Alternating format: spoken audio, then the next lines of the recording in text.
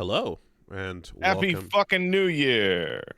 Happy New Year. Happy 2023. Welcome to episode 200 of Castle Super Beast. My name is Wooly, Hey, I'm Pat. What's up? and in this episode, there will be bumbling and farting around for a couple hours, and then we'll cut that shit up, throw it online, and call it content. Oh man. Are you ready for this hot content? Hello. Here's my coffee review of my coffee that I just made for me. It's fine. Water's pretty good. Content. Boy, I sure love creating content. Oh, yeah. God, we all sound like such fucking scumbag pieces of shit. Yeah, but that's with what it word is, content. man. So, that's Well, what it we'll is. circle around back and touch base later. The most important part is that it's content you don't really have to watch. You can just throw it on and get shit done or not, whatever. It's background, so you don't have to focus on it. That's the most important part. Stuff that I have to watch these days is getting backburnered aggressively in favor of things that I can just listen to. It's like, okay, so like on your YouTube you have your video essay people, right? Mm-hmm. Like you got your Race Vic or your Joseph Anderson or your Seth Sinch or your Mandalore or whatever, right? It's like, okay, we got like a 40 to 90 minute video essay on fucking Homeworld, Sure. right? Like, or Marathon, right? You can tell I was just watching Mandalore, and it's just like I don't have time to watch this. Yeah. I have roguelike runs to do. I have time to listen to it. I mean, there's definitely stuff where you kind of have. There's stuff where I'm like, watching it is intended, and I'm kind of like, can I get away with just listening while I'm doing my thing here? You totally can. You can. And I say that as I remember when I first found out that people minimized LPs and I got so mad. I was so not. I was not happy. I was not happy about it. Like, what do you mean you're not watching? Yeah, I was like, what? Hey, what the fuck? What do you mean? You're just listening? Damn, I don't know. that sucks. I don't know about you, but for me, what am I doing this for then?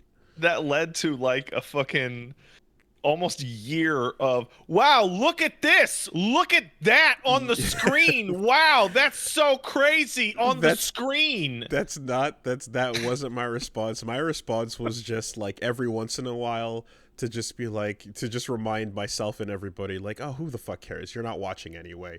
You have this minimized, and I think maybe once or twice I called someone out and said, hey, pop the video back up. Fuck, look, hey, but your timing on this couldn't be better, because I was hit with a you ever do it in your stream and you look at your chat and you see what is like a mental flashbang that just knocks your inner self to the floor in confusion. Every once in a while. Guy comes in and goes, wow, Pat sounds really weird at 1x speed. It's like, oh god, oh right, I'm now like forced to remember the entire, like I don't know, like 25% of people that are not just like, I don't have time to listen to this. Sorry, I don't even have time to watch this. I don't have time to listen to it. I got to listen to this on chipmunk mode, because I got like shit to burn through. Brutal. Yeah, that's rough. And then people start, like, they're doing it right now. They're arguing over like how fast is too fast. Yeah, 1.5 2 speed. Two times is way too fast. This is what happens when we give too much out. This is what happens when you throw 5 up and people do their best to get through it, but when realistically people aim for 1.5 and then cut another 1.5 and throw that up on Patreon. You know what I mean? Like, that's the actual formula, and we're just throwing way too much out. I remember when I did the Elden Ring streams, I was doing 8 to 14 hour streams for 11 days in a row. and every single day people were like, I was listening to it, I tried to listen to it at 3 times, but it's too confusing, it's too fast. You can't. Yeah, so it is a dip in and dip out as you wish. Hey, look, whatever. At the same time, in this attention economy, if anyone clicks a play button at all, yay. So, sure, man. Throw me on at 5 speed then. Throw me on at 5 speed, drop the volume down to nothing, and and put it in your, and then put it in your back pocket just to be extra ignored. What are you doing? I don't know. It reminds me of what Foxcade said the other day. His review of Glass Onion was, I put it on my primary monitor. Yeah. Thumbs up. Oh wow, that's ooh. Yeah.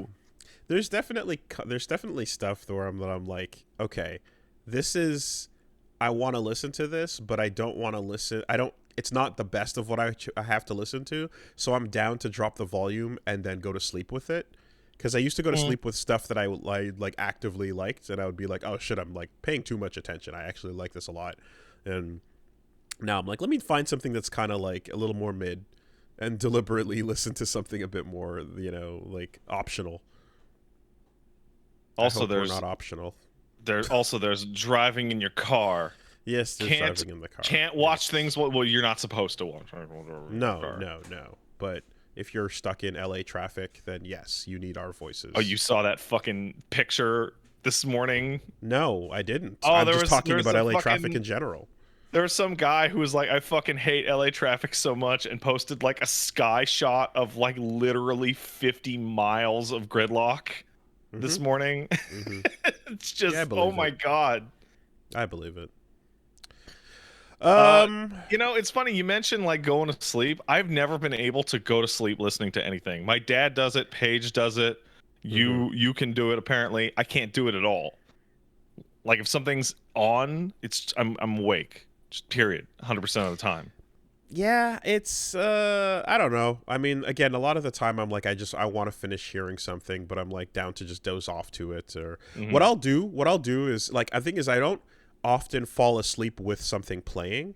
What I will do is I'll get to the point where I'm like, okay, I'm like more than 50% of the way there, and then I'll hit stop, take the headphones off.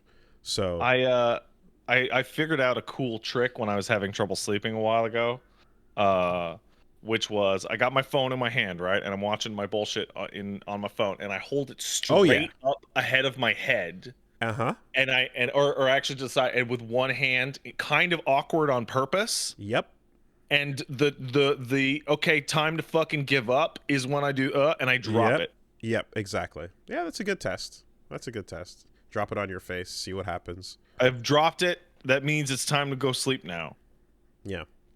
And I have dropped it directly onto my eyes. However, and it hurts. Well, anyway, yeah. So there you go. It's what's new? New year. It's fuck you. It's January. It's January. There it is. So yeah, I don't know. I had a decent holiday season. I hit a threshold, I suppose, since my whatchamacallit, what the fuck? Anyway, since my Wilford Brimley. Yeah, that was November, and been going pretty hard on the keeping things healthy train. 20 pounds down, not bad for a month. I'm sorry, in a month? In 1 month. So that's pretty encouraging. That's free. You did that like that. Yeah, I'm pretty happy to see the speed of those results. Let me ask you a question. Because like I had a similar experience where that first 20 fell right off. Oh yeah. And I had this mental thought of like, Does this mean that if I had just stopped doing my bullshit at any time, it would have just fallen off at any time? It would have, and then That it'll like hit. you're actively holding up the 20 Yes. pounds going, no, I need to Yes. keep it. Exactly. And then you hit the plateau, which is where your body like goes, okay, this is probably what your level of like sloth is worthy of, Mm-hmm. and then you got to keep fighting that part back, you know. But uh, but the first part, just like yeah, it just does what it does, and if you keep at it, it you know it's consistent. What's and then you know Congratulations, by the way. yeah, cheers. No, thank you. And I mean, along with that, the basically the diabetes number went down by a full point, which is also immensely unusual. What is that in terms of scale? I don't know the point system. Yeah, so essentially, like there's a scale that more or less consists of like, you know, if you're essentially when they take your blood and they do your numbers, if you are at like 6 to 6.5, you're considered pre-diabetic, and if you're at 6.5 and above, you're diabetic. Okay. And I was able to drop a full point scale down in that time frame of yeah, like 7.9 to 6.9 over the course of a Fantastic. month, which usually takes longer than that, I've been told. So it's like it's moving, shit's going. Pretty encouraging to see the results come by that quickly. Hey, good for you, man. You're halfway, more than half. I don't know the numbers on it, but Yeah, that closer feels like halfway there. closer to being out than being in, you know. So we do it, and I'm just fucking punching shit every day. Oh, fantastic. And then the part where, so there's always this. I feel like I'm an active participant in this misconception, but there's always a thing where it's like, okay, so you know, fat people want to lose weight. What do? You gotta sweat. You gotta do your cardio. You gotta sweat it out, get it out of you, get your heart rate up, and then have that be you in the fat burning zone, quote unquote, right? And then it's like, and then also you should be lifting weights, you know? And it's like, okay, but me, a fool who doesn't know what I'm talking about, I'm like, yeah, but like, I just want the pounds down, right? And it's like, yes, but you fool, you need to also lift weights, you know? And it's like, and in some cases, it's like, that'll, you know, make the number go bigger sometimes. It's like, no. And so you kind of eventually kind of realize you're like, okay, the reason why you have to lift weights is because if you have zero muscle, then your body's going to retain everything and your metabolism is going to stay slow. And if you start lifting at all in any way, shape, or form, your metabolism is going to speed up. And if you've been extremely sedentary, like we've probably been for years, Shut up. you're going to be in the worst possible state of like, you know, just idle burning through what your body's calorically taking in, you know? So it's essentially just like, yeah, you do some lifting and then you make it so that when you're not sweating, your body continues to fucking, you know, burn through more calories and shit. And you're like, okay, fine. So you throw that in there. So, yeah, no, the combination of all of the above is working well. And of course it means that like our recording sessions are shorter because now we're starting at 3 p.m. and finishing at around the same time, so we're getting in, you know, I'd say a smaller chunk per session. But and you know, and people have pointed out like, oh man, it sucks to like, you know, like not hit the beats that we use and stuff, and I'm just like, yeah, but you get it, right? Like it's an understandable sacrifice, I think. I don't mean to be horrifically blunt, but you're not going to be recording many episodes if you're fucking dead.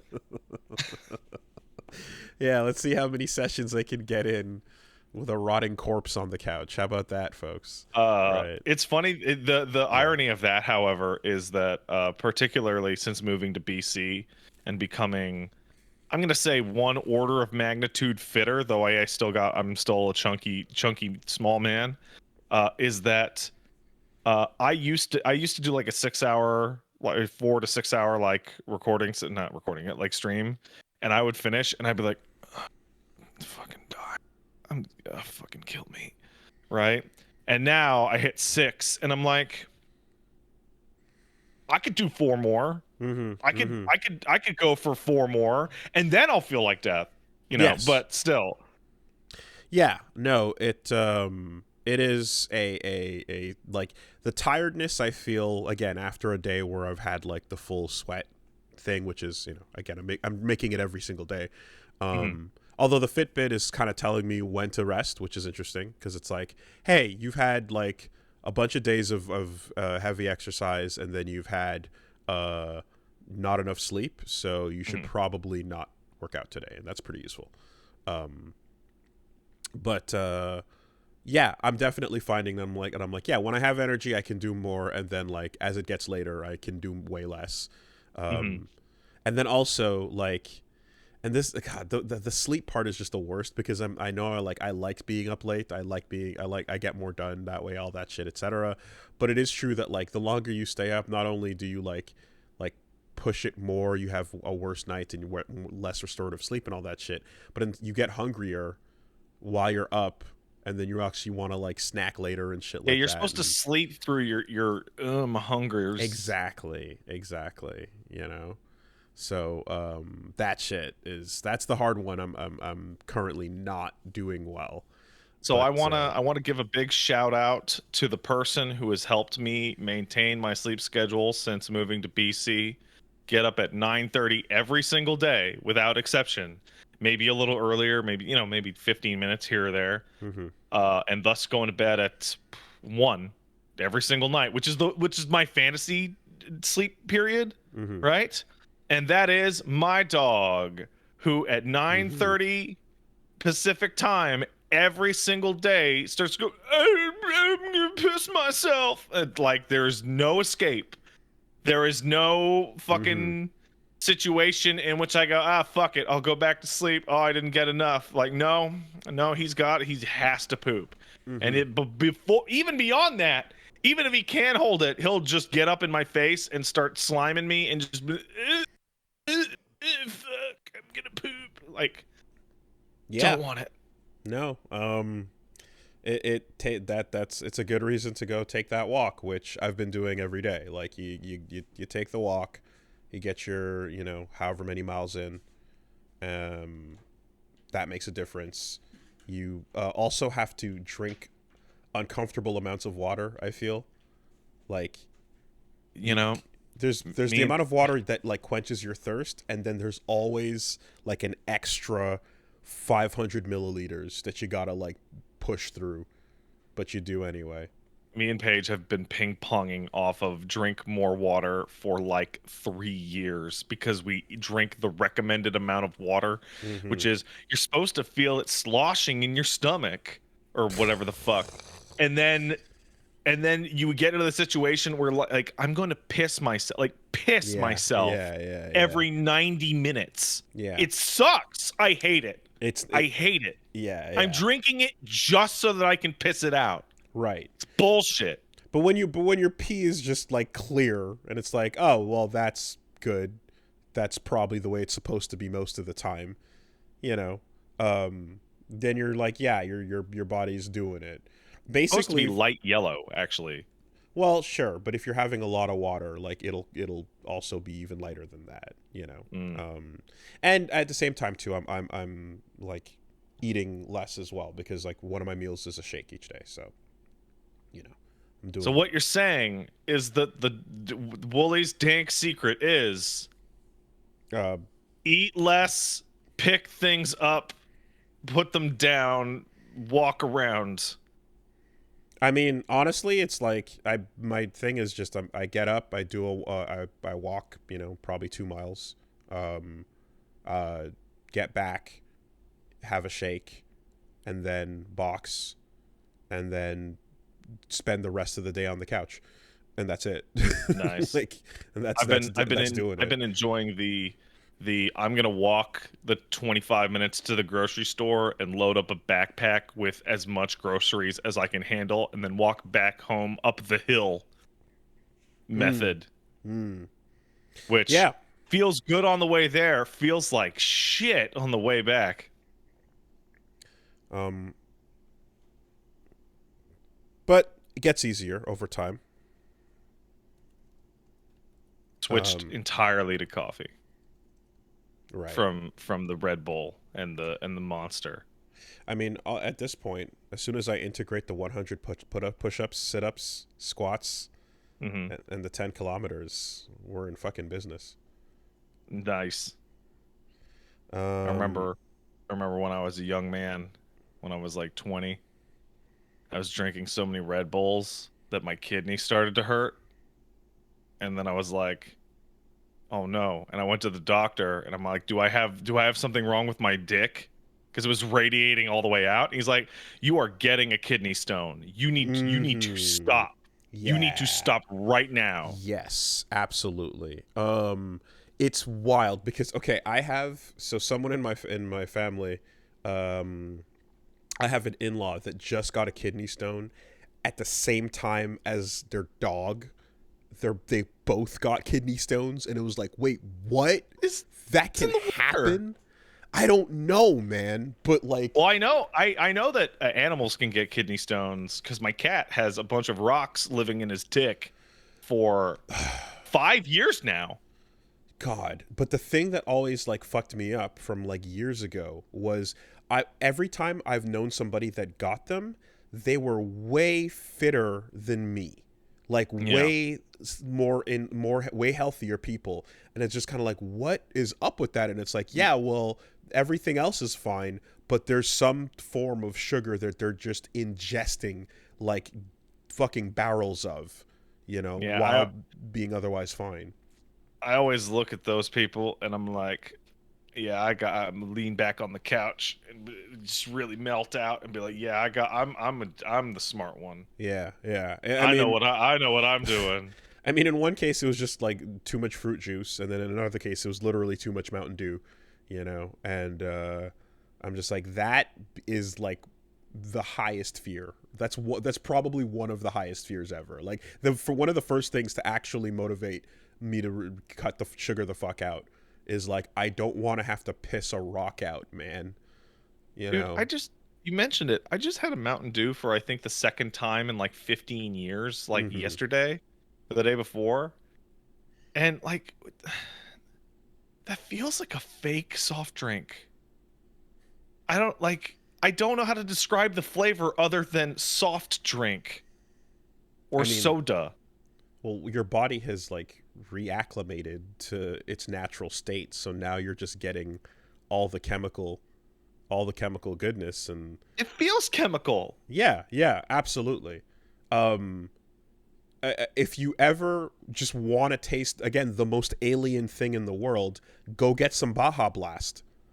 Like specifically your Taco Bell mixture, where they do it fucking fountain soda style, and just taste that, and like it is like nothing of this earth. I'm afraid of the Baja Blast. But once your body gets accustomed to it, man, like it needs that shit, But it's like, yeah, for the sake of not pissing out rocks, at least switch to diet. At least, like you get hard addicted to that too. But it's just like, yeah, at least you're not going to be fucking, going through what they say is like worse than childbirth. Childbirth for men without an epidural, Yeah, it's easier on girls. It's harder on dudes because of our narrow urethras. No thanks. Yeah. I don't want to have a baby rock come out my pee-pee. No thanks, man. Anyways, so that's going on. Let's see. Not much in terms of the week, obviously. Just, holidays. Saw fam, did stuff. I mean, I guess I tuned back in, and I'm working my way through Stone Ocean, and finally got terrible way to roll that out. Sucks. Didn't even know it was out. Can't stop thinking about how much it sucks with the rollout. But I'm on Act 3, and there's a new intro, and it's great. Right? No shit. Heaven's Falling Down. It's a super cool JoJo intro doing its thing, and you're watching it and you're seeing like all the setups for the stuff that I know is coming, and all the hidden bits and pieces, and a ton of references to. It's essentially just Jolene getting her own stand proud, you know, and but not just that, like getting her own Sonochino Sadame, you know, getting like a bunch of like parts and referenced in there, and it's one of the good ones, man, for sure. And it's pretty sick because like the last shot of the new OP, it mirrors Jonathan's shot in Sonochino Sadame, like running up to Dio and swinging, and it's like, oh yeah, that moment actually represents the bookend of the promise they made in that first intro. So when they first started animating JoJo's Bizarre Adventure, the first thing you see is a page with Jolene on it. And then it flips backwards to Giorno, and then it flips back to each 4, 3, 2, and then all the way up to the JoJo logo. So like, because 7 and 8 were not out at the time, they essentially, with that intro, were making the promise that we're going all the way up to, at the very least, Stone Ocean, you know? So they finally they got there. And yeah, you know, the things are moving, like I said, quickly, and they're doing some parts better than I expected them. Like there's some really there's some parts in the manga where I was like, how the fuck are they gonna handle this fucking weird baby, or this like insane cartoon stand? And they figured out like ways to like kind of, you know, do it in a way that's compelling and works. There's a ton of just insane shit that of course is like Araki at this point almost like getting not bored of his own work, but like him probably going, shit, if I don't keep it weird, it's gonna fall too hard into the like punch ghosts versus punch ghosts thing. And that needs to be there a bit, but we can't ever let the bizarre slip away. So I have to just amp up the weirdness, and like this whole part is just getting into the nonsense. And you know, I've talked in the past about like how I have a lot of stuff in part 6 that's like the shit I love, that's my favorite, but there's some shit that's just fucking awful.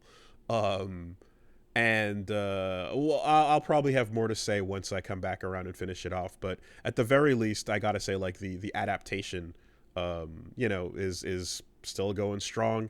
And I don't know what the deal is that they signed or what's gonna happen, but for the love of God, like, they have the words "a Netflix production" at the beginning of every episode now, and I'm like, can you, if you can't get out of this deal, at least get an agreement for a weekly release? Just go back to a weekly release, because Netflix, I know they don't like it, but they have done it. They have done some shows that update with weekly releases. They did it for there was a I want to say like a Hassan Minaj news show. They did it for Terrace House. There's a couple of shows where they were actually doing it episodically. No. So every single streaming platform has decided that instead of doing things the way that would be good or would make customers happy, like keep all the old stuff you can't find on the platform, or put it out week to week or in one massive chunk, which is the two ways that people actually enjoy watching things, they are going to instead release brand new $100 pieces of fucking garbage in 5-episode batches, while delisting everything you actually signed up for and then doubling your subscription. Like watching me cancel my own Netflix account and then watching like people describe what the fuck happened to HBO Plus or Max or whatever the fuck that thing is, as they just like, you know what, they pulled off every Looney Tunes episode off of HBO like yesterday. Sure. Like, oh, okay, you just want us to go back to that other thing. That other Yeah. thing that we had? Well, I mean, they also in Canada they finally made it so that I think Crave, which is the HBO Max equivalent for us, doesn't require you to have a TV provider, because for a long time that was the only way, right? So it's just a half solution on inside a half solution. But I'm apparently Better Call Saul and Arcane also had episodic drops weekly. So They did. you know, it's possible for some things. It's just it I'm sure the drop off must be noticeable for them with the streaming numbers, because just the amount of discussion that would be around the internet every week that JoJo was dropping about what was going on. It was a topic. It was a constant topic until it was gone, you know? And the absolute like 20, 25 weeks, 30 crazy. weeks. And it just to see like how absolutely no one has anything to say about any of it. It's like, wow, man. The only thing I have seen people talk about Stone Ocean at all is I fucking hate how these episodes have come out, and people arguing as to whether or not they like the ending or not. Sure. They like, that's it. Yeah. Not week to week. Hey, look at Weatherport throw ice knives out of his blood. Woo! Shit. It's, man, these episode rollouts fucking suck, and also the ending. I don't know. Well, it's kind of I talked for years about how when we got to this point, there would be a fracture in the JoJo community, and it feels as if like there was two pillows that like contained the glass cracking, you know, so that like all of that discussion has been just minimized by how much people are upset at the format, you know. It's a huge thing. It's a huge discussion to have, and it's backseated by just, god damn it, it's out when? Oh god. You know? So yeah, here we are. I really, really hope they can undo it. I hope so. And I hope like that the feedback at the very least of multiple people all feeling this way about it, at least, you know, informs them somewhat. Because again, they animate it, they drop it, it makes no difference either way, but like the drop off in interest from a batch release is something you're going to notice at least between well, not that they have the data from, you know, Crunchyroll drops or whatever, but still, like this is abysmal. So I don't want to go into even worse steel ball like this. I foresee, instead of 2 batches, 4 batches. Man, if you like and cut it right in the middle of arcs, just dead ass in the middle of a fight, just come back in 4 months. Like, you will Steel Ball Run deserves so much. It deserves so much. It needs a red carpet rolled out for it. And if they fucking kneecap that shit and throw it in front of your face, you know, just piss it out, like, I'm gonna be so sad, man, because it's been building. Get ready to be fucking sad. We'll see how this goes, you know. Yeah, maybe there can be some sort of like app you can install or something where like it pretends that there's one episode a week. It just filters your list so that you can't see the latest episode. Self-control. Yeah. Anyway, that's doing its thing. Yeah, I guess we can talk about Javik. Oh, fantastic. That's how familiar are you with the monetization aspect of Javik? I'm now familiar with how insane that shit was, and it's something that I was reminded that you told me about some time ago, but of course, as previously established, well, because I don't have anything to attach it to. No context. It doesn't connect to anything in your head. And I don't want it to, so that I can fully enjoy as best as I can. So, like, when people are like, how does he not? Because you have it in your head and I don't. Yeah, don't But worry about it. anyway, the bit with a fucking the most important team member Ever. in the entire trilogy is Yeah. day one optional DLC is the most insane thing I've heard about this entire franchise so far. I think Batshit. That I is think batshit crazy. There's part of it that is actually even worse. We're talking about Mass Effect 3, by the way.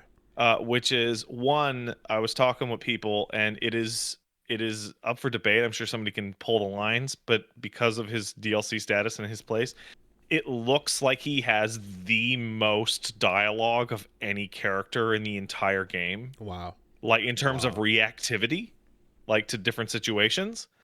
But worse than that, something that you got to dodge because you weren't following this game in its lead up, right? You didn't play it on release, which was on the fucking box.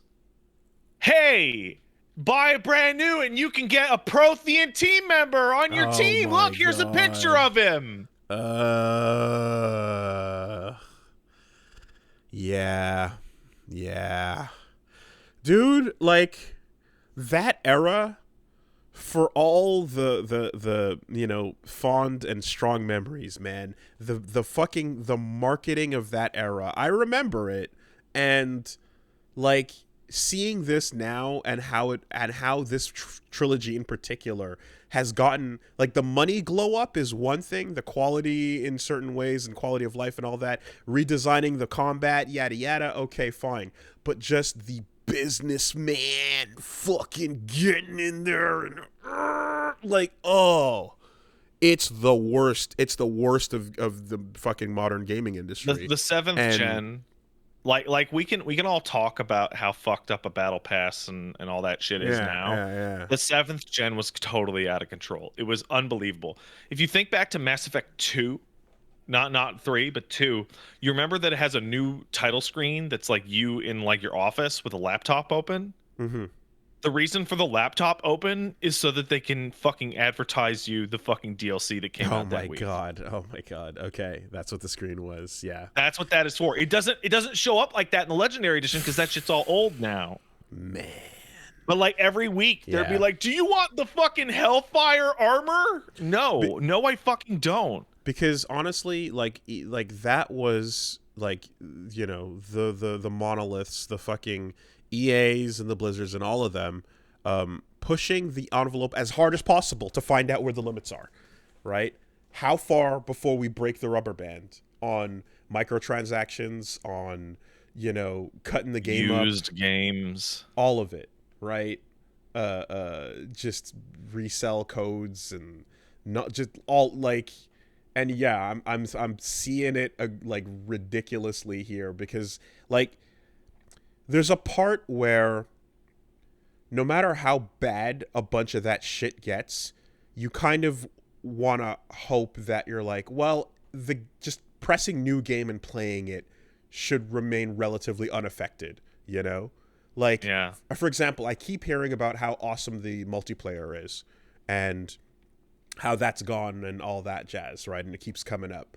And so I like, that's one of those things where I'm like, oh man, that must have been a whole suite of whatever, you know, and I'm sure that was cool. But like, it's not gonna be missed just playing through the story the way I am. So, you know, that's the weirdest part, because the genius of that multiplayer was the multiplayer in Mass Effect 3 was, as everyone I have spoken to who has played it, absolutely excellent and super popular and a great value add to that game.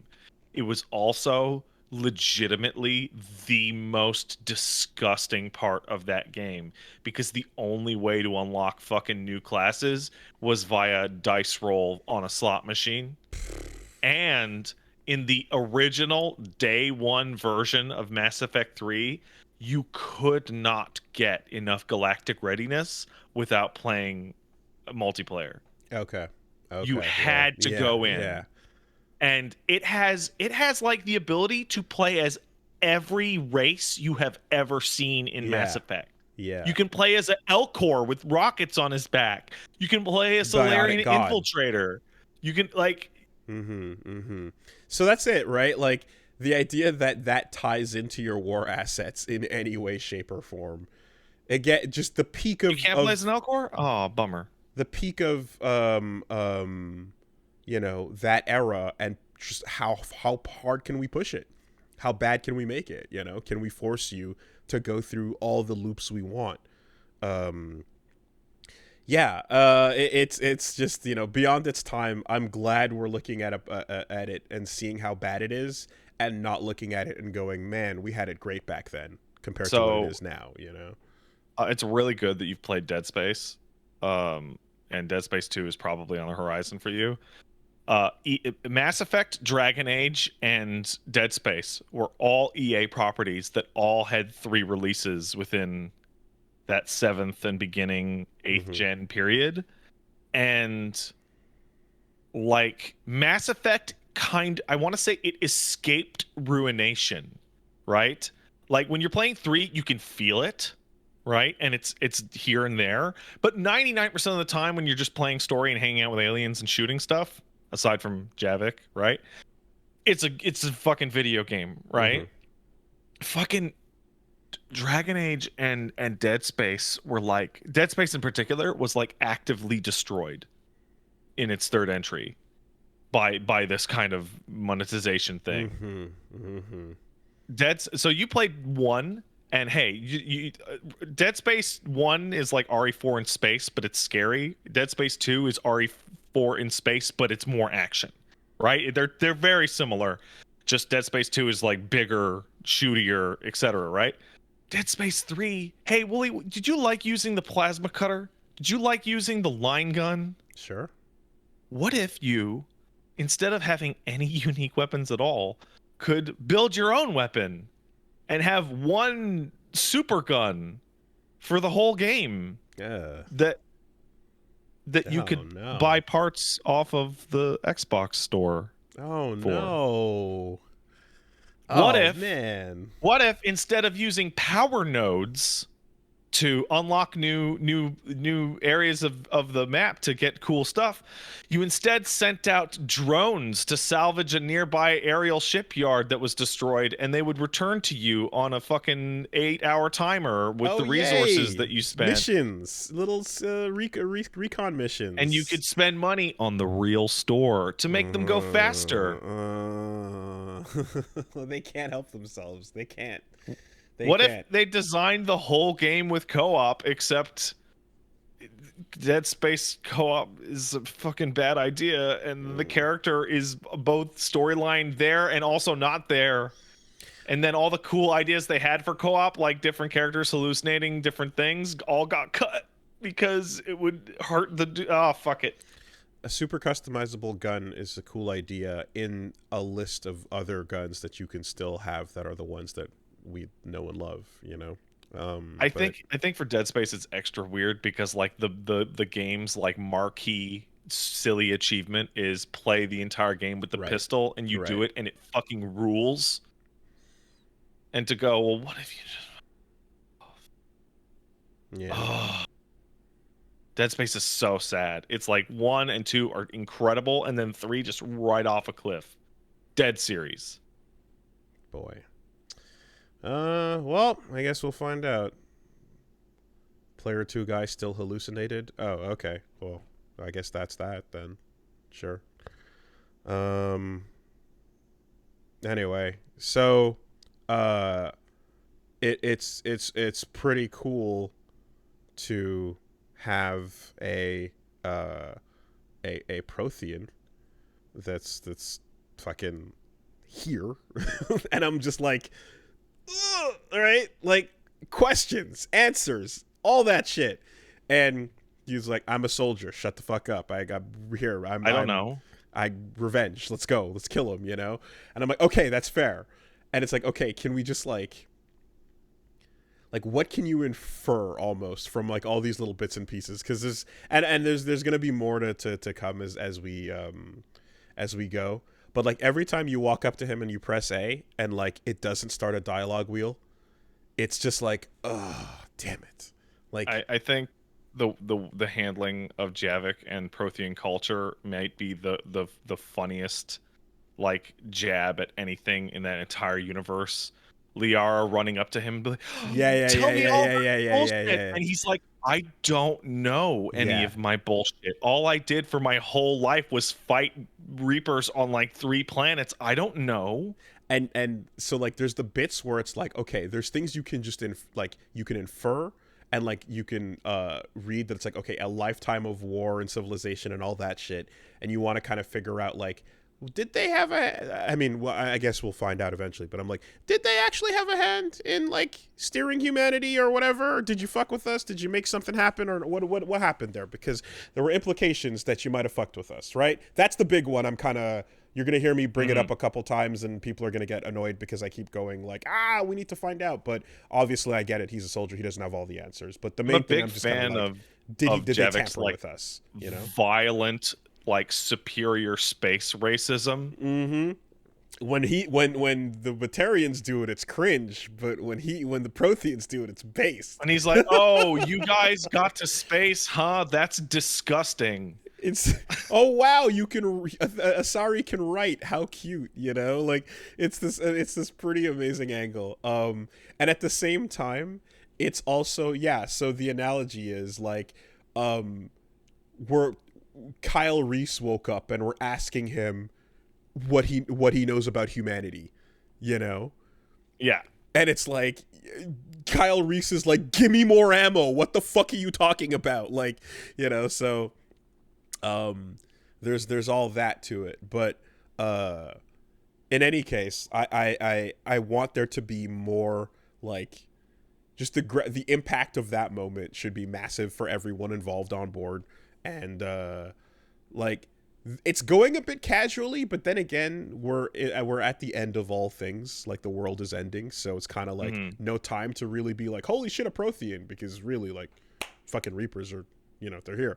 So yeah, it's at the very least I can say that like the prospect of like the thing that you were worried about in that first game, as we continue forward, it feels like the game is trying to deliver on it by making you have a sense that like everything is in trouble, everything is fucked, doom is pending, you know. It's doing a good job of that. The codex is like, God, I wish they just took the L and kind of went like, yeah, we recycled a bunch of these, there's only a few new ones, and we'll tell you which is which, because like every time something pops up and it's like, oh, we already read this. Like, I think that, so for the original series, it would make no sense, right? But for, no, it would. It should do on a save import. It should like mark the codex, man. All the ones that you totally already read in your last save. But I bet the save game doesn't like log those on the import. Wouldn't be hard, and it would be a really nice quality of life. I had the same experience. I didn't read any of the codec in 3 because I kept going to them and be like, well, I know that already. Yeah. So that's where I kind of like, I'm like, and this would be perfect for a mod even that just kind of is like it says 1, 2, or 3 before you click on an entry, you know, that'd be great. But yeah, you know, I mean, not much else to go on for now, but we'll see. But that character, like, being removed from context and like like the I know we, like, when you first start talking to him, like, there's an option we didn't pick that is the best line in the entire series. And I've since, because everyone went, you missed the best line in the entire series, I went back and I saw, and it's like, yeah, God, what the fuck was it? It's about when he blasts you about honor. Yeah. Ask a trillion dead souls what honor is worth. Their silence is your answer. That shit is fucking metal. That was so sick. I'm like, ow! Oh, he's spitting. right? If you come at him with the Paragon take on that one, super good. That being removed from you because you didn't feel like spending $10 after you've purchased your game. It's wild. And also on disc as well for the extra twisting of the knife. Also, that you don't have to download it, man. Yeah. Like, you can only imagine if well, you don't have to imagine. Just look at the Ubi shit of that same era as well to kind of like get a real feel for when, you know, we will not stop hitting you with the storefront. We will not shut the fuck up about what the latest weekly purchase deal is on whatever fun bucks. The other day I was messing around at some point with one of the fucking recent WWE games, right? And like, you know already what you're in for, but like when you see down to the way the user experience is designed, how we can fucking get you, right? So I had one of these where they did in 2K22. They have a bit where it pops up and it shows you the deals of the week or whatever before you press start to get to the main menu. And yeah, you want to talk dark patterns, right? So there's a thing where it's like, oh, there's a my faction, my teams, my whatever, and like they do a cycle of my like stable. I think. And you cycle through the like 4 news updates or whatever, right? If you just press A because you want to just move forward to the next to get past all this bullshit, it selects one of the news items and pops the screen up, and the screen brings you to a tutorial explaining the system or whatever, and there's no cancel. You cannot back out of the explanation. You cannot. And you must choose a faction and then like get introduced to the concept of your fucking point system that your fun bucks. You must go through this. You can't back out to get to your main menu, even though you already have before, you know? And it's just like, oh, did you accidentally press a button? You're locked the fuck in. Fuck you, you know? And you're just like, yeah, man, dark patterns still present. You know, it's not specifically monetization, but there is one thing in Mass Effect 3 that is related to like the 7th gen and that era, and I really like the character of Emily Wong.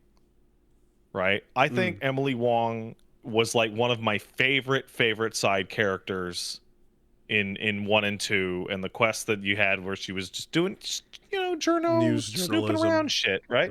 Especially compared to what's her name? Is it Khalid the one you can punch in the face? Right hook. Yeah, jab, hook, right uppercut. hook lady, right? And you get to the Citadel and you're like, hey, you can get a fucking reporter on your fucking ship, and it's Jessica Chobot from IGN, and her face did not survive the transfer into Mass Effect space, and her model looks like a full generation worse than every character in the entire game, and her voice acting isn't particularly good, and she takes up Zaid's room on the ship, affectionately known as Battle Tits, I believe. And then in like a single, like a codec line or something, you're like, Emily Wong fucking died in a crash or something. Who cares? And I'm like, oh, that was totally supposed to. Oh, fuck! Come on. Okay, so there's an entry that was like the last entry from Emily Wong, and we didn't go through we didn't finish reading it because it was really long. But yeah, there's a whole bit about that. It was essentially a Twitter thread that we had to go through. It sucks. The whatchamacallit, I mean, we didn't have, like, Emily was fine. She was just whatever random news thing. It's like, hey, don't fuck me over in the news was our general contentious relationship. But it is funny too that like every time you go and you talk to the new reporter to IGN, Jessica Chobot, it always starts the dialogue with like, get off my ship, or hey, what's new? And yeah, there's like it's always available. Hey man, are you annoyed? You can get rid And of it. it's a constant thing. So I'm like, well, every time we walk down here, the bit is just gonna write itself because it's implied in the yes and, you know. Yeah, I'm just looking for an excuse to free that room up at some point. Yeah, If there we are other can. people that they scanned in, and they like whatever technique they were using, they should have not. They should have just made those characters with the fucking character creator or whatever they did for the other Mm. models. Hey, maybe I'm crazy. Do you get the feeling that the aliens in Mass Effect, now that you're like halfway through the third game, the alien characters in Mass Effect look like a sequel better than every human character in Mass Effect? Absolutely. I mean, half of the mods are just fixing hair. It feels like it feels like all the quality of life mods and shit are just like, okay, we made this hair not look so hideous, or we just like, you know, trying to fix things like that or whatever. But we're able to see like part of it is like the NPCs in the background of like different races and things like that. You get to see Turian females, for example, and since Hmm. they're like the newest and the latest, like off the, you know, production line or whatever, they look great. Yeah, absolutely. You know, Yeah, like people are pointing out in chat, like Rex in Mass Effect 1 looks like he's from a PS4 game. mm, mm-hmm, And mm-hmm. like you have, I remember there's like when you're hanging out on the ship and you have like in one, you have Rex, Garrus, and Tally sitting on like one end of the table looking like immaculate next to Caden, Liara, and fucking Ashley, and they look like shit by comparison. And if you custom created your Shepherd, you look like double shit underneath them. And it's like, what the whole fucking game, aliens, man. The weird legendary edition things too are also changing the lighting in situations and making Yeah, scenes look a little. extra weird. There's a couple of moments with Anderson where like it just becomes like it's the classic bit of we remade the game with and so that we can output in 4K and everything is upscaled and upresed, Yeah. higher quality models, but we did not take the attention to detail that the original team did when they were lighting every scene, you know? Like Arkham kind of thing, where it's just like we just Mhm. made the higher quality shit and threw it in the same box and said go, as And opposed to we like, were using a new version of Unreal, and we chose Unreal Green 4. But Unreal Green 4 in Unreal Engine 2.5 versus 4 is a different green. you know, and when you're doing the remake and you're on the clock and you have a year to do this whole thing shot for shot, even if you go shot for shot, you're going to put the camera in the same place, but you're not going to sculpt the light on the character the way that Mhm. the last gen game did, you know? So fucking judge eyes, right? Judgment. Yeah. Oh, that's probably the worst one in modern histories. Like that burnt neon look just completely gone. Being like a mere months apart, right? Like like maybe 2 years apart or Hmm. three tops. Yeah. So anyway, that all continues, and yeah, it looks like I'm gonna have a pretty I'm gonna have a busy week, so I think I'm only gonna get one session in before I'm gone. Once again, I'm gonna be at Magfest with Reggie, so you know, if you're around, might see you there. Otherwise, we're gonna have, I think, just Wednesday for a Mass Effect session. So Hmm. tune in to Wooly Versus and Wooly Versus the Algorithm. Of course, we got some fun shorts coming your way. Of course, the Bayonetta era has led Oh, to thank goodness. a Thank goodness. it's over, but there's a gold mine of stuff to reach in and appreciate in isolation. So By the way, I gotta say, particularly with Bayonetta lately, I'm madly in love with the way you've been titling those episodes. I think the thank finale you. being called that was what was it? That is one of Bayonetta 3 is one of the endings of all time. That's one of the that's the bit. I Yeah, love it. It's that's great. Crabtree. Shout It's outs. great. Yeah. Oh man. Yeah. So you know, tune in. Come check us out. Should be fun.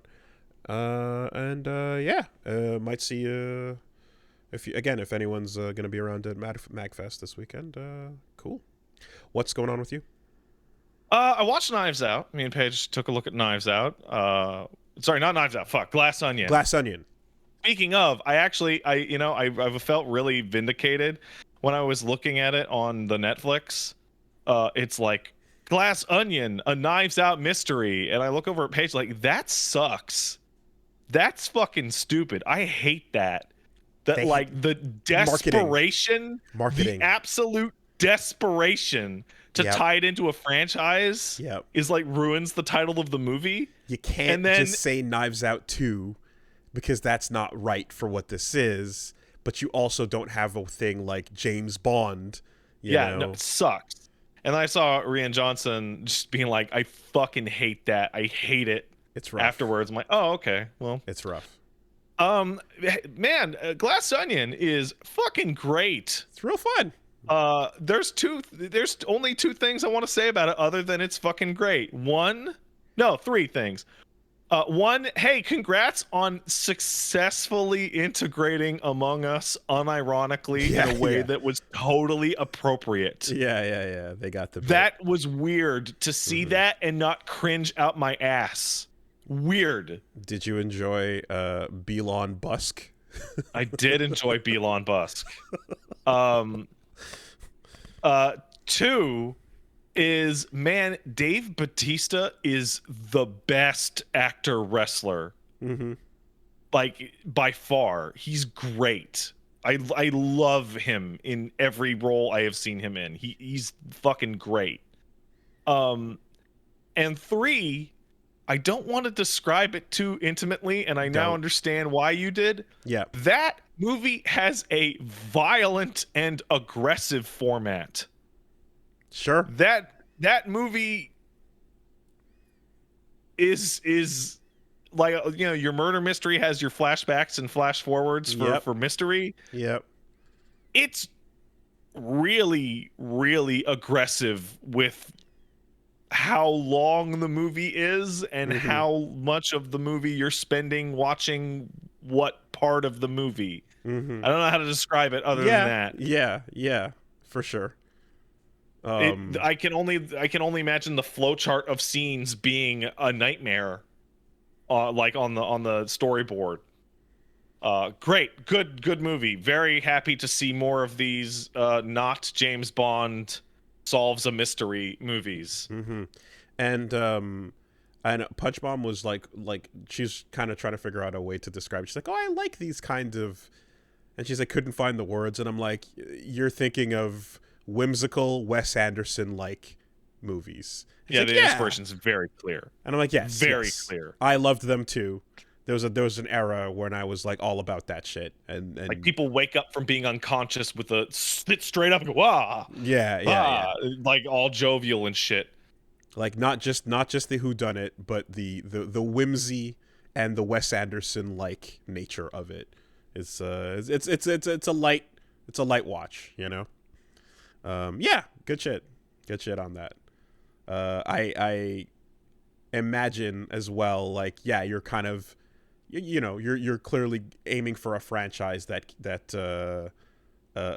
can continue with fucking whatever detective what's his name, Benoit Blanc. Benoit Blanc. But you should probably start putting his name in the title, because you're gonna have this problem every single time. Well, I get ready for Train to Nowhere, a Glass Onion mystery next time. Yeah. But you see, like, the thing is like, actual James Bond, for example, like, didn't bother to tell you each time. Like, the movie names are the movie names, and, you know, later on it'd be like, oh, this is James Bond or whatever. But at the end of the day, you know, From Russia with Love, Goldfinger, Thunderball, You Only Live Twice, like, the names of the movies are just what they are, you know? Yeah. So it's just that, and you go, what is that? And somebody go, oh, that's a new James Bond movie. Yeah.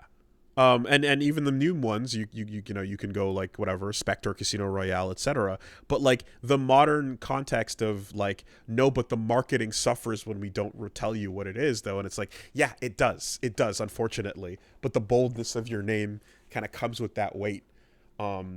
find a convention that doesn't suck like this. Don't make it always blah blah blah a Knives Out story, because that's you know. It looks terrible. Terrible, bad. Don't like it. Yeah. It is pretty interesting, actually, come to think of it, looking back at the James Bond movies, that, like, yeah, they don't actually all start with 007. No, they do not. They just kind of throw the logo in there, but you got to remember, there was the time period in which half those movies came out in. It was like there were 2 movies coming out every 6 months. There was the James Bond movie, and then Hugh Grant was bumbling over his new romantic comedy or whatever the fuck. Yeah, like every year of the 60s, practically. Like, literally, just right through it. Anyway. Yeah. What else did I get up to? Oh, I know. I went back to Hades. Yeah. Wooly, did you ever beat Hades? No. Did you ever? Okay, it's a huge regret. Hades has like a really complex relationship with did you beat the game? Mm-hmm. Because there's beating Hades, which is the first complete run. Mm-hmm. There's beat Hades 10 times, mm-hmm. which gets you credits. There's continue to play until you max out relationships with 80% of the cast, mm-hmm. to which point you get the true end. And then past that, I thought I was done. And then it's like, no, beat the game on these escalating series of heats to unlock like the final series of challenges. Which I'm currently doing now. Where were you at? So basically, if I'm trying to remember the exact date, but I don't unfortunately. But I think it was like when Elysium got added to the game, or something to that effect. Maybe I'm misremembering, but I got to Elysium, and I got to the Minotaur, in early access, and I had been doing like fuck tons of runs prior to that when it was I would say much harder to get to that point. Early on in, it felt like it took a while to get there, just based on the balancing and such, but that's kind of that's where I left off in the during the early access time. So for the folks who are not watching with their eyes at home, as we described earlier, as this is, you're probably listening to it while, let's say, playing Hades. Dude, that is like 35% of the game's content. Okay. That is like, yeah, I like everyone's freaking out. I know that the final release is like I know it's that I played a fuck ton of the early version and just did all of that for a while, and then when final release came around, I was like, yeah, I'll get around to it. But at that point, I had played so much, I felt that I was like, okay, yeah, I'll come back to it. But I played myself out on the early release of the game. I don't know how. So here's a good lead in. So I got to the point where I got the credits, but then I didn't want to do any of the extra stuff because I was like, I feel like I've kind of seen it all, right? I'm having trouble on the higher levels of heat. Okay, I'm done. And do you know what heat is? Pardon me? Do you know I'm mentioning like heat, but like, do you know what the heat system is?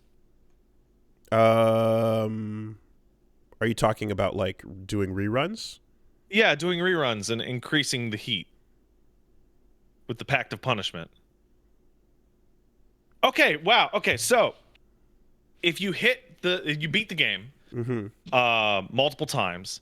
The game goes, listen, you are strong enough to beat the game, and because of the mirror, you're only going to get stronger, right?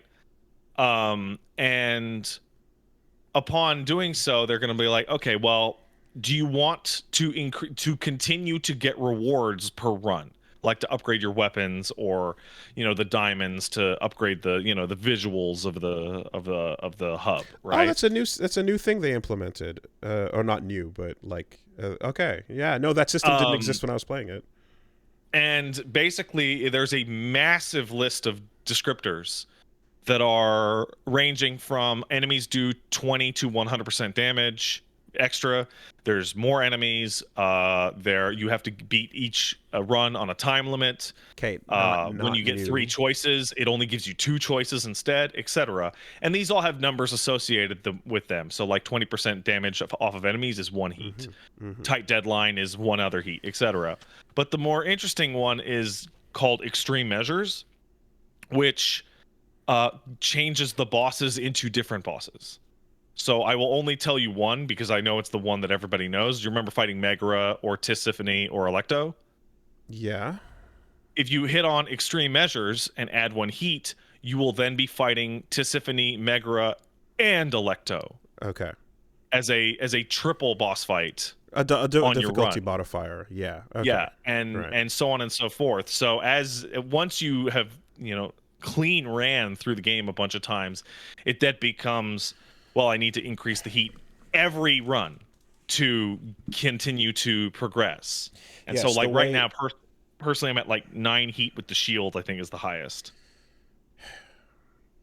Like the way this has been every time it's come up, it just makes me like regret playing it a bunch in early access because like of exactly this stuff and like the like what the did you even play the video game? Like I'm like I don't know what to tell you.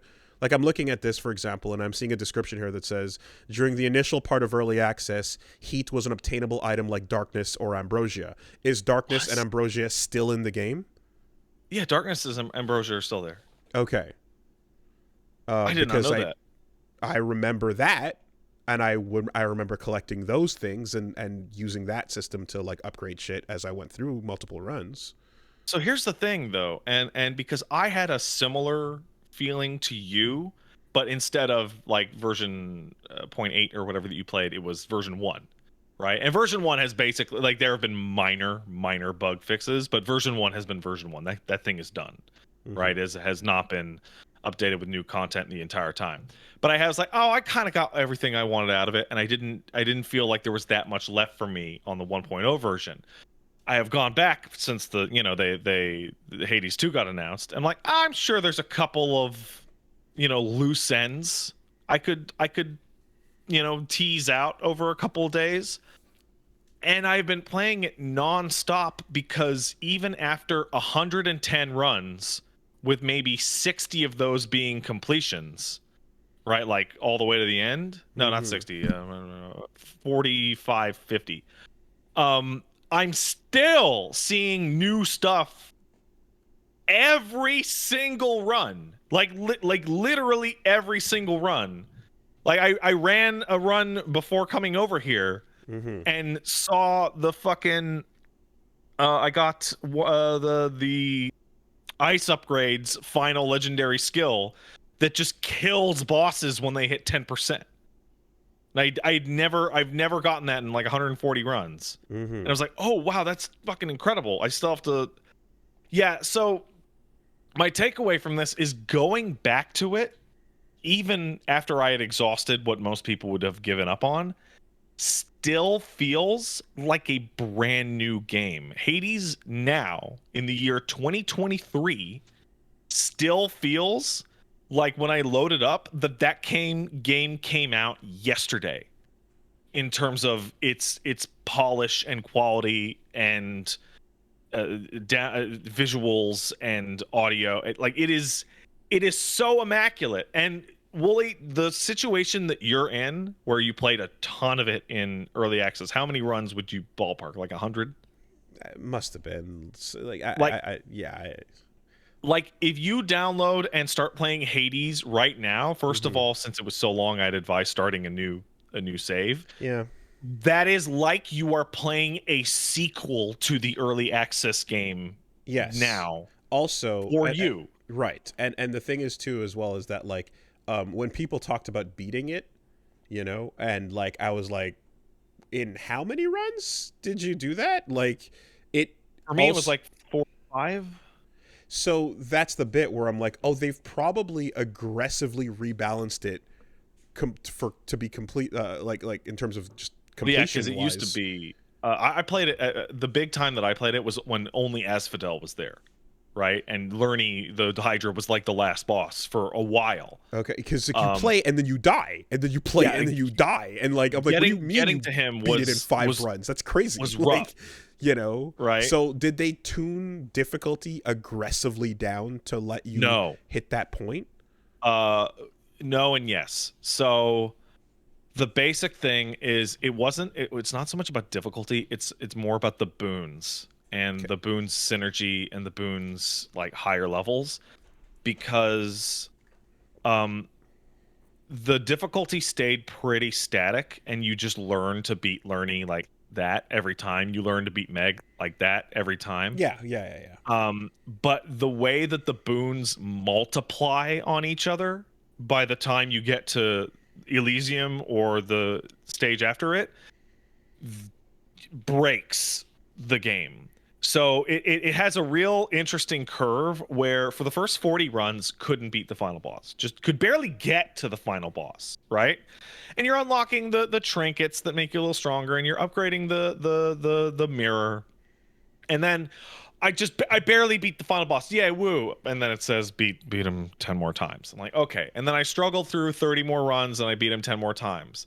And so on and so forth. And then a combination of the upgrades and familiarity has reached the point where now every time I upgrade the heat or increase the bosses, and it has become significantly more difficult, I'm beating every single run, Okay. like every run. And that is not in terms of necessarily like I'm dodging better. It's choices for the boons and knowledge of what boons work together with each other. So Artemis I did not like Artemis at all, and I really like Zeus. And then I discovered that I don't know if this mechanic was even in the game when you were playing, but Artemis, if you get like this, and Zeus, if you get this, basically anything that fires down a lightning bolt, you can get an ability that when you're cast, you remember those, the little Yeah, icons, you throw when it they're at you. sitting on the floor, they just pulse lightning forever as auto target attacks. Okay. And Uh, you make it so that when the lightning see, hits, it applies a status effect. And so when I fought the final boss, I dropped my casts on the floor and just dashed around, and it auto turreted wow. the fucking Okay. final boss to death. Like it's hard to say because there's stuff where it's like it might have been there, but I might not have unlocked it because obviously you continue. There's so much to get There's a progression full wise. god you don't even get access to until you have beaten the game at least once. Yeah, so basically what I'm going back through the timeline, and I'm pretty sure, like, I feel like it's traceable podcast wise even, but like I want to say the last time I played it was after release. It was during a big update that had an update that like had a big trailer for it, right? So like it was one of the ones that I forgot which update it was, but it had a big thing on it. And like I'm just checking here and it's like, okay, I talked about it in episode 14, and then Oh I man, talked about that's it a bit. again in episode 60. Um and then it might have been And then like there was a point where after post release I went back and like loaded my save up and just wanted to see what was going on. But I don't remember what the name of the update was, but it was one that had a big trailer for it. Yeah. And I want to say fuck, the title screen was it Chaos or anyway, whatever. I remember the Chaos update. That was a good update. I think it was I think it was that. Yeah, so I mean, this. So first of all, I just want to say I've been playing Hades like nonstop since the other day. I had a moment where I was like, I hate Aphrodite's entire fucking bullshit. I hate her gimmick. I think that is a run killer and it's awful. And then people on Twitter were like, actually, Aphrodite has the single most damage up of any of her things, and she has the only buff that can be extended out to like 15 seconds long, which makes the damage multiply on everything else. And like, just nonstop playing it, and it's just infinity fucking content. And like it's going back to it right now. Like when did it come out? 2020? Like, and when did it start to come out? 2019? I don't know. 19. Like I want to say 19 or 18. Like yeah. I could honestly like sit here and go, this might be like game of the year every year it comes out, kind of thing. And I'm probably gonna keep playing it all the way up till Hades 2's like early access released. If you liked it, and I'm sure you really enjoyed that game, like I would say that what you essentially played was like the demo. Sure. Like not the early access build even, but like I had the this demo. experience. I had this experience with, again, I've described it with Darkest Dungeon as well, and with fucking Dead Cells, where I am enjoying what's out there so much that I'm playing it. Like there's a point in time where I'm playing these games like almost every day, right? I sit down and I do, and like for a couple months I'm doing like tons of runs, and then like you know, and then another daily game or something like that kind of takes its attention, and then I move on, and then I'll check back in on an update or something. But like with Darkest Dungeon, for example, like a bunch of those DLC acts started coming out, and I remember when I was like, damn, like I had so much put into your sort of like initial save that you kind of like don't, like I'm like, I don't want to lose and restart my shit. I did it anyway in some cases. Like with Dead Cells, you definitely are just do it, just fucking kill your save and restart. But Yeah. that feeling sucks every time. So you know, I'm often like in a position where I'm like, damn it, I don't want to lose all of this, you know. I would hold on, let me check right now. But I know how good, I know it's amazing, and I know it's, you know, to come back around to and do. But like, yeah, the thing of just getting in early and getting in at a place where like you're not really gonna get to an ending, or it's not even in the game yet, or whatever the case is, and then like this happened, then like the final version comes out at some point and just like laps around all of the shit that you thought you knew is like, yeah, fuck, that doesn't feel great, you know. But I totally get that. I mean, I'm the type of person to wipe the save, right? So like when I was playing Hades in early access, actually, I mean, I didn't have to wipe my save. I just fucking bought the Steam version instead and just didn't transfer it. like when I think about how long it took to upgrade every little building in the Darkest Dungeon hamlet, yeah, and then it's like, do that again, and I'm like, motherfucker, it took so long to do this. Like that's not nothing to be like, oh, that's not goblins. It took a long time. I don't feel like doing that shit again. It took so long. Yeah, so you know, yeah, and so many runs of like shit dying and learning how to get good at the runs, and the currency you're trying to get perfect, like, and then the trinkets you're trying to get, like, it's not nothing. It's a lot of progress that doesn't feel great to have to redo, you know. I totally get that, and like, I mean, that's my personal preference, right? I'm not telling you to do that, and if I did, my apologies. I'm just saying, like, my personal preference, like when I play Hades 2 and like roll on through it, in early access, which I am now super ready to do, like on every update. When the final game comes out, I'm probably gonna start over. Yeah, and in Hades, it's like I have a bunch of upgrades. I don't have as many as I did in my Darkest Dungeon runs, for example. But when I think about like weapons, like the weapon variations, for example, like I was playing when those were I don't think those were around, right? And so when I see those, I'm like, oh, these are going to take a lot of your like again your ambrosias and rare currencies and stuff to get to. I'm like, all right, that's something to work on. But the currency in terms of like darkness and all the nightboard shit, I'm like, oh, there's tons of that put in already. And I'm like, and like most of my god relationships are I have a bunch that are maxed out in hearts, like they're probably not actually maxed out. Okay, well, they're at the max I can threshold before, like, yeah, but well, we're talking an early access save, so yeah, you're probably like actually halfway. Right. So this is one of those bits where it's like, damn, that took a while too. All right, not looking forward to the grind, but there's so much more shit, obviously, that it's like worth going to see all the new things. But yeah, I don't think fondly on losing a lot of progress, because it feels like you're losing a save file, which doesn't feel good, because you are. Yeah, I mean, I'm just I'm not sorry. I'm not talking to you. I'm talking past you to a lot of people that are like, shut up, dude.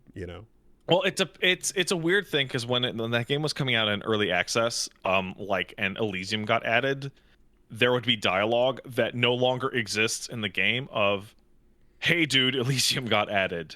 Oh, weird, huh? Etc. Right? And it had like a liminal dialogue for like basically expansion packs is the way it came out. But and 1.0 obviously didn't have any of that. 1.0 was just this fucking monolith.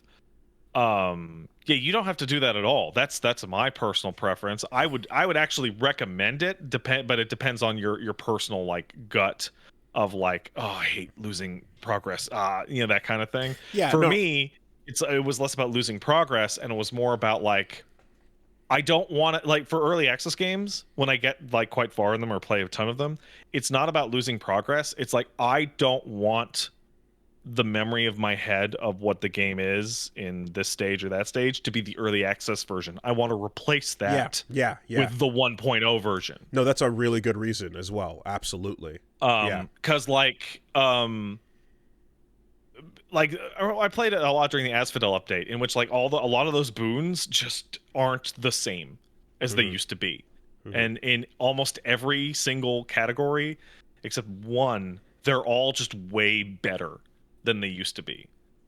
And so like starting out now, like you get to have like the good version of Aphrodite stuff, or the good version of Dionysus and stuff, instead of the old one, which might have been not great. But more than anything, particularly people listening to this podcast, if you have any interest in action games or roguelikes at all, even a tiny piece at all, it's the best one.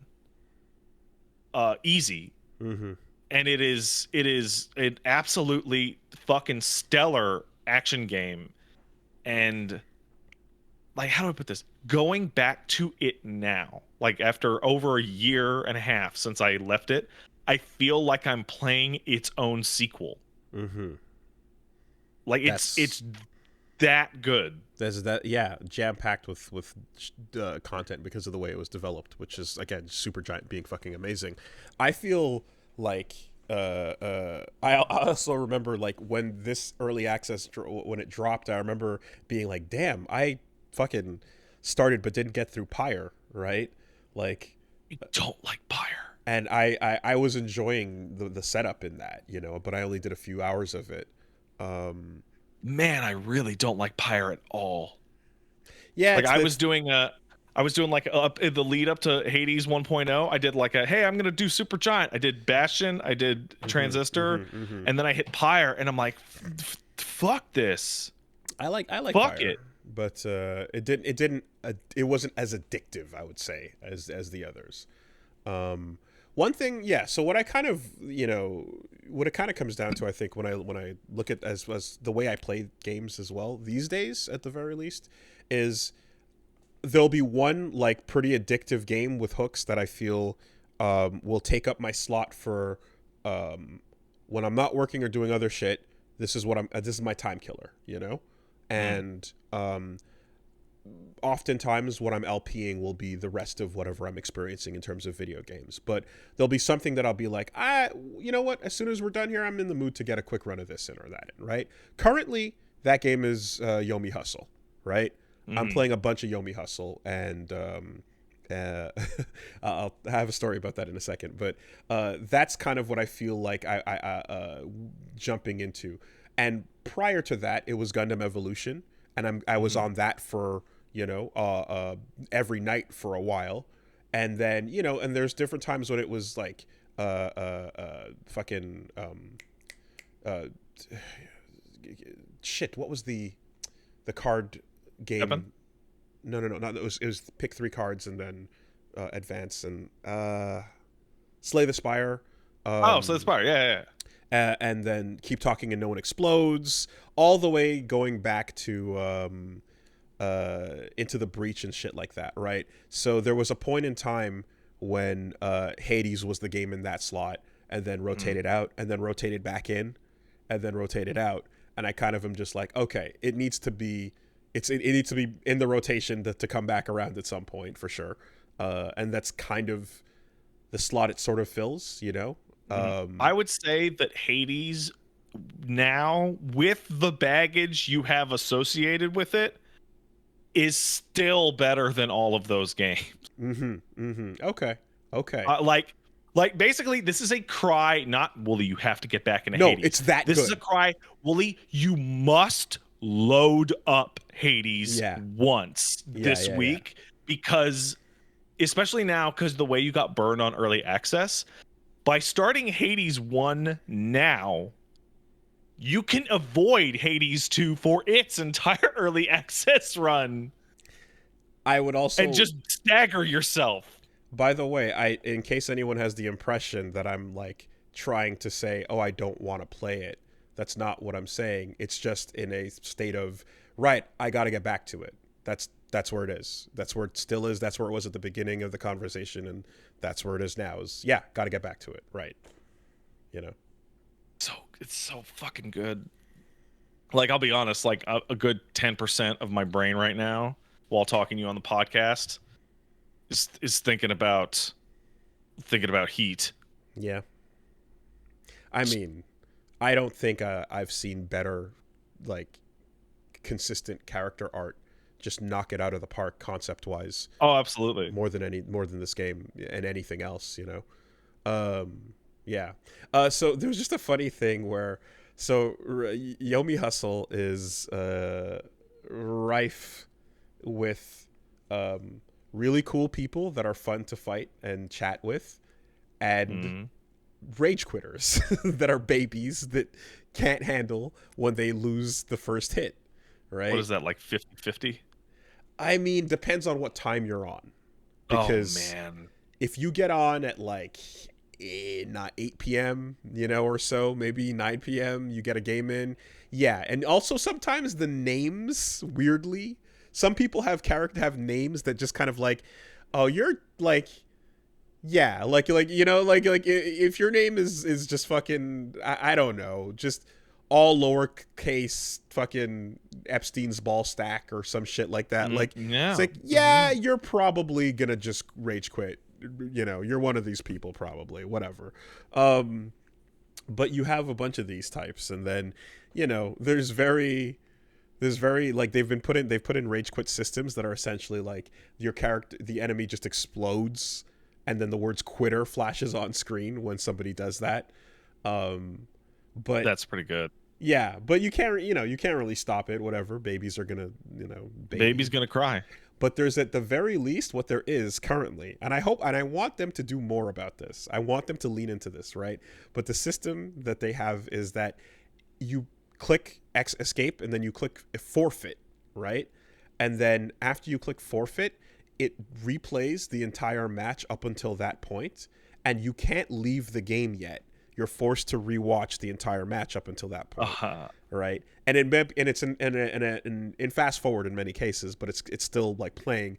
So there's a couple of seconds in there where you can just be like, "Nice rage quit, coward," you know, like where the chat's still active and they gotta take whatever's in there. And like through that little system, like there's even a moment where like somebody was just like trying to justify it, and it was just like, nah, I just like, oh, I messed up the first one, and then they clicked rematch, and I was like, wait a minute, like I actually get to talk to a rage quitter, you know. And I'm like, and I'm trying to like, weird situation. Yeah, because I'm trying to not scare them away, you know. So I'm kind of just like, so like, is it just that you hate losing, or like, do you want to get better? Like, I'm trying to, you know what I mean? Be like, you know, and like at the end of the day, they're just kind of like, it's unfortunately not that impressive in that, like, it's like basically they get hit and then they start malding, and then you know, they want to enjoy the game, but then they're like, fuck this, it's a stupid free indie game and I feel bad, so I want to leave, you know. And I'm trying to just like, I'm like so, and I actually rematch and we're playing, and I'm like, okay, so like here you fucked up, do you want to know like how to get past that, or are you just gonna do it again? And they quit again. You know. And it was such a book. I'm like, oh, I caught the mouse. What do I do? What do I do with the mouse? I don't know what to do. I don't know what to do. I didn't expect it, you know. But the system in this game allows you to like grab somebody by the collar before they run away, and it's so fascinating, you know. I wish I could like have a full fucking conversation to like go like, so what do you why are you playing? What are you looking for? You know? Yeah. It's great. I want it's making me like want more than just rage quit jail, you know? Like, yeah. I kind of am like, oh, there's potential. No, you want the rage quit chat room. Yeah. There's potential here for like, okay, you're not allowed to play unless you're you know, whatever, or something's going, but you're stuck talking to me. That's great. Unless you alt F4 out or whatever, then so be it. But if you want to get back into a game quickly without some bullshit, like, you're stuck in this chat room, and I'm going to be like, I'm going to talk to you about that rage quit, you know? Like, how does it feel to know that you lost, took your toys and went home, and now you're playing again, and then you lost a second time even though you ran it back? Like, you're not good, and that feels bad. Do you want to get better, or do you just want to keep not I want to win? I don't want to get better. I want to win. You know, and it was interesting because it's just like, yeah, like, here's a person who's like, you're ruining the experience for just about everybody, right, else that plays these games. You are the person, but like, you know, the nature of that is that they escape into the hole. So I'm like, damn, we need more like fucking catch the rat and talk to them systems in these games. It's great. That's tough because there's obviously the possibility of just like, I'm gonna shut this fucking thing off, you can't stop me. For sure, but you know, at the very least, it was a system of like, and like, yeah. Anyway, it's just a peek into, you know, kind of like when we found the forum where people were buying aimbots and shit like that. Right. And then complaining about their accounts getting fucking banned, like, where you get to hear from them and their internal mentality of like, no, I kept losing and it's my brother's account and I just wanted to win for once. Like, you get to hear whatever the fuck, you know. I really want that. I want more insight into it, especially so that you can figure out how to fucking shoot them in the gut in the future. You know, I have to say, one of the things bleed black blood. Street Fighter 6 really stood out to me. It was a beta, so obviously it's not quite the same, but I really feel like that forfeit button cut down on rage quits a lot because it's faster to forfeit no contest than it is to no contest. It's faster to no contest than it is to yank the cord or turn the game off. So I love that feature, but when I tried to use it on the games that had bad connections, they never accepted it. Oh, are you serious? So I never got to use it, and I don't know, because it's a subtle message at the bottom of the screen. A lot of people might not have even noticed it, you know. I don't know, unless something bigger pops up on your receiving end if someone pushes it. Because that's the thing, is like, if something flashes that's like more like, hey, read, the person wants to stop, that'd be nice. But at the way I saw it, it just popped up really subtly at the bottom of the screen, and it feels like people didn't even notice it. I would like to, though. I would like that to be the way of the future, for sure. Yeah, and it's funny because in a game like Yomi Hustle, where it takes like sometimes, again, like half an hour to play a match or whatever, like some people will be like, shit, I gotta go, sorry.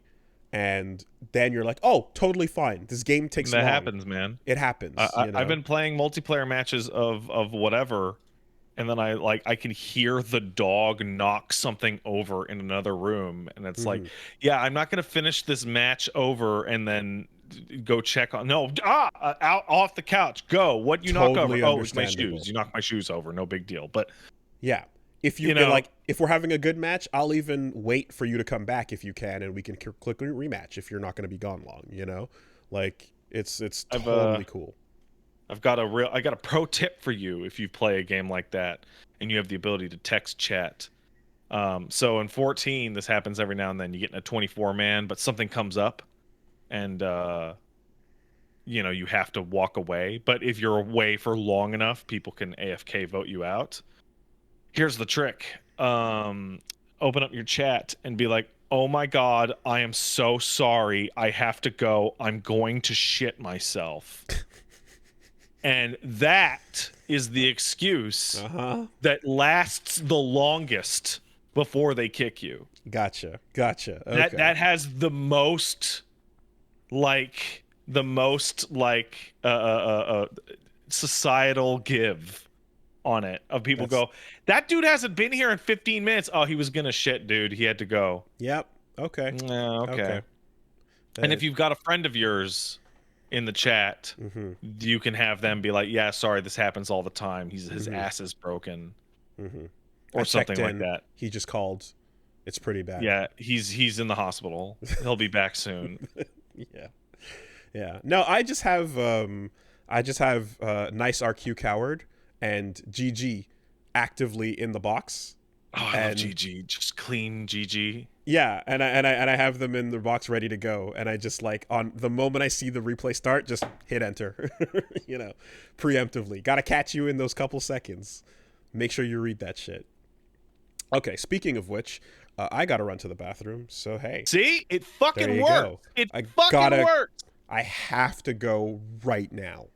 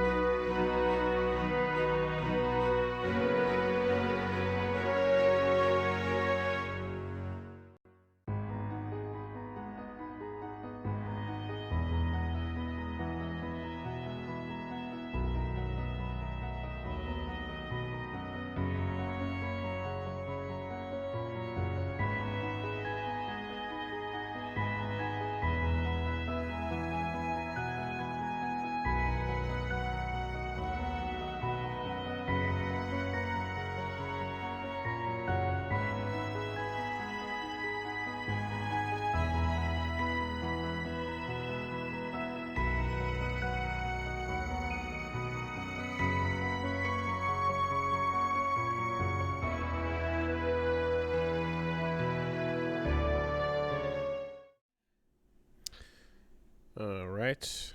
Let's take a quick word from our sponsors. Mm-hmm. As would be opportune, this episode... Oh, one second. Well, I mean, you keep going. Just turn that light off. Sure. This episode of the podcast, sponsored by Stitch Fix. So Stitch Fix is the company that's about getting you clothes that's better than your own ability to dress yourself. I can't dress myself. You might have gotten this far thinking that, hey, what you do every day is fine. And you know what? Maybe if no one has to see it, but the moment someone does have to see it, oops, it's not good. In fact, it's terrible. People see me every day, and I don't know how to dress myself.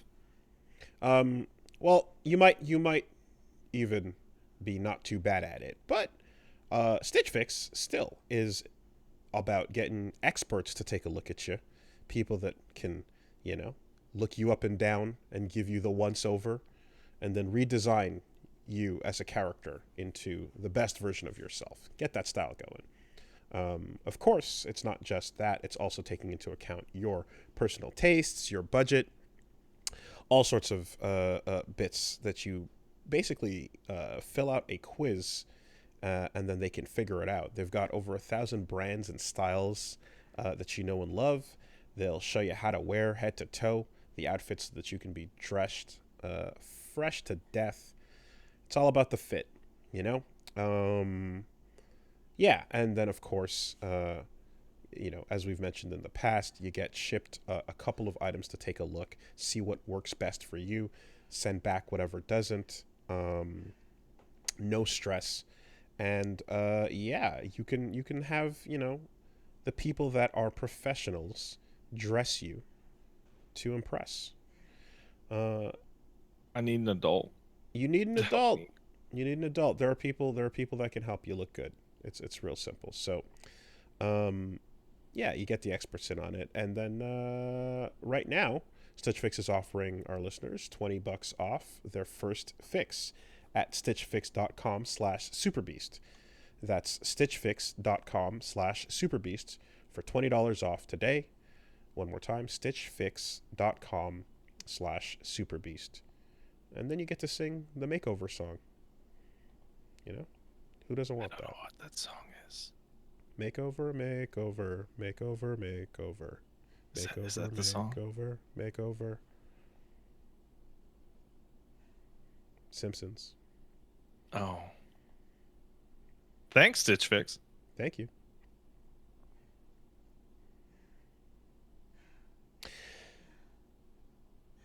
Okay.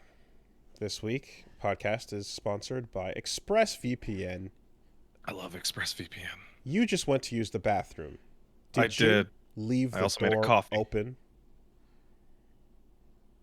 I left the bathroom door open. That was a power move, but I left the front door closed. Ah, okay.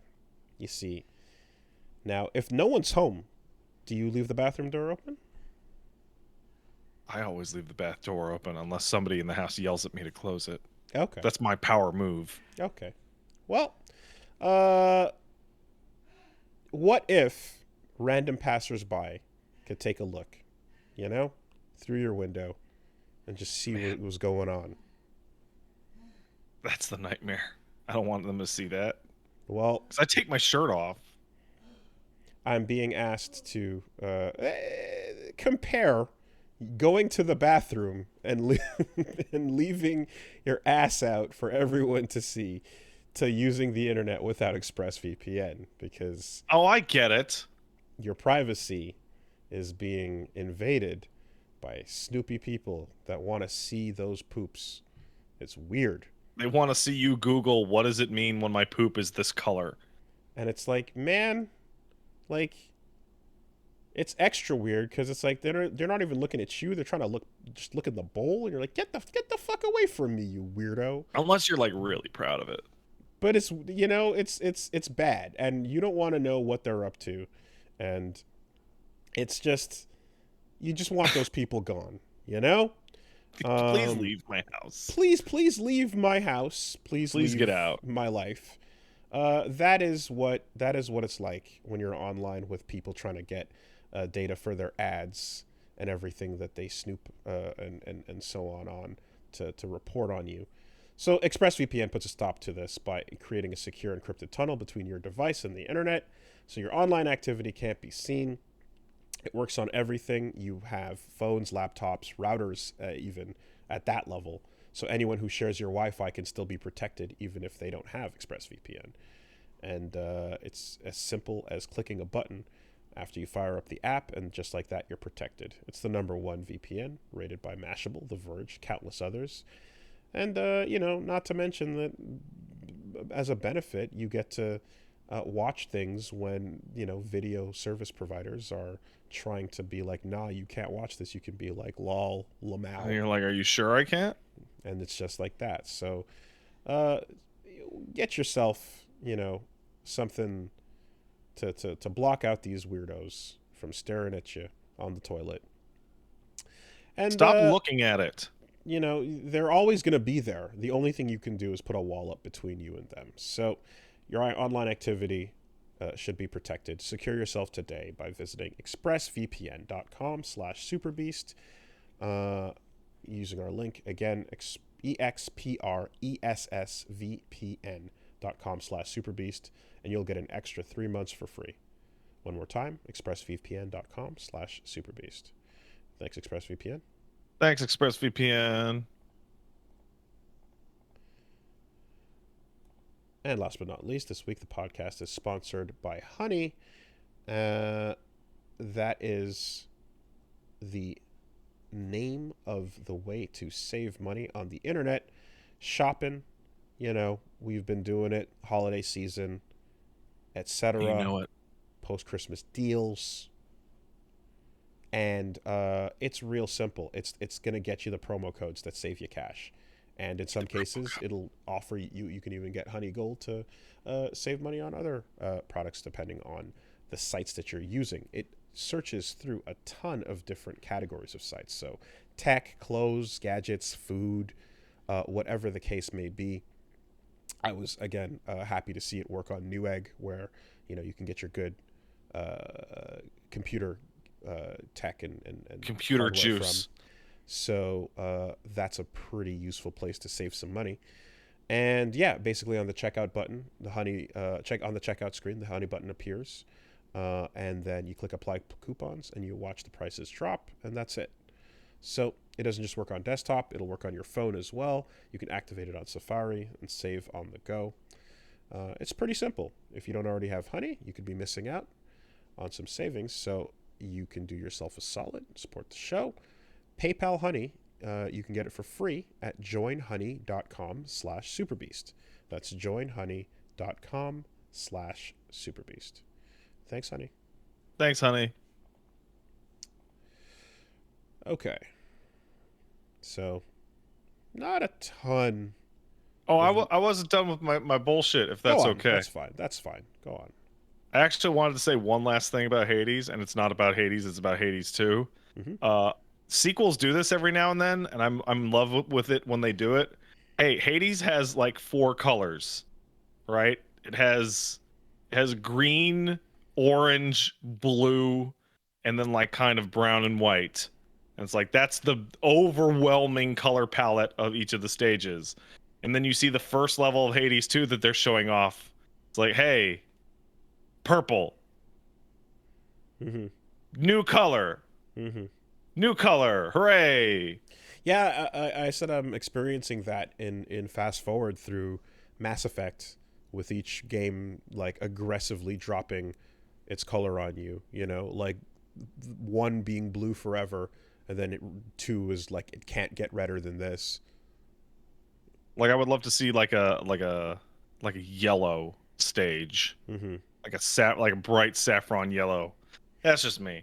Also, I've started cooking again with HelloFresh, and an incident happened where I was chopping vegetables, and I ran into a question that I couldn't quite answer correctly, which was the instructions said, "Hey man, cut these into 1/4 inch chunks, which meant I had to go down to the tape measure that I would use for furniture and pull that up to the measuring board and start measuring out 1/4 inch, which my wife made fun of me for. But so yeah, I see somebody say, dude, just approximate. So here's the thing, right? There's two parts to this. One is I don't know what an inch is. I don't know how long an inch is.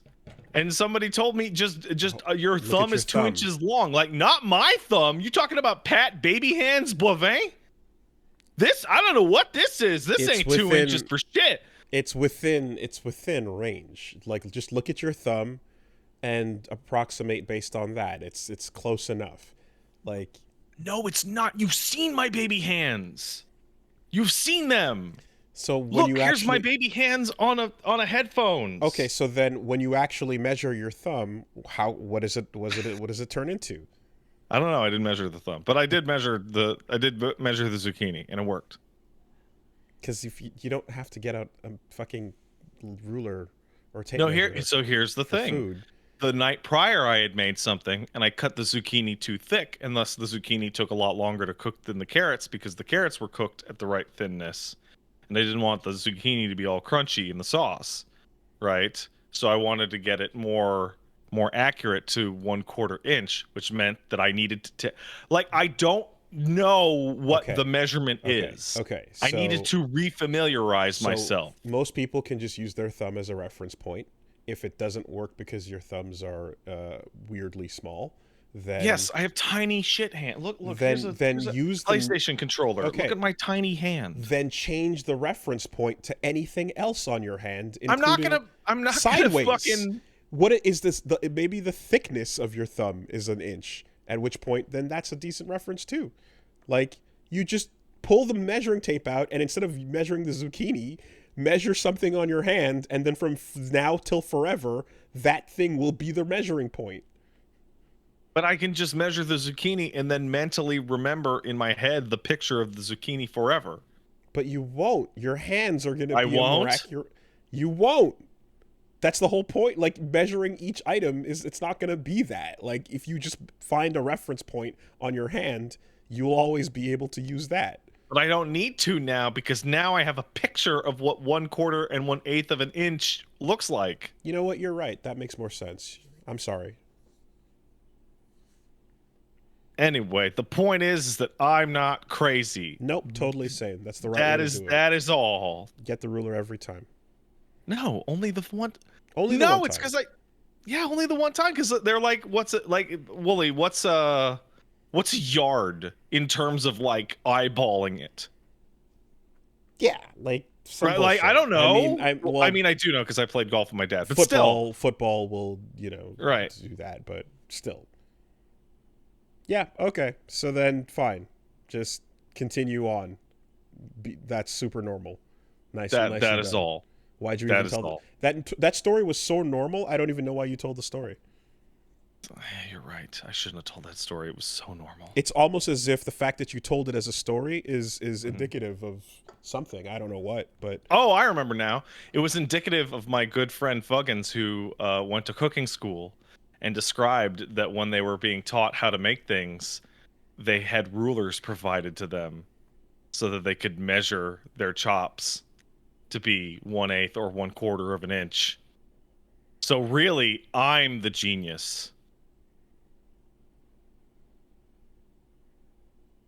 Yep. That's how you win. Moving on. All right. All right, tell me about Square Enix's NFT bullshit.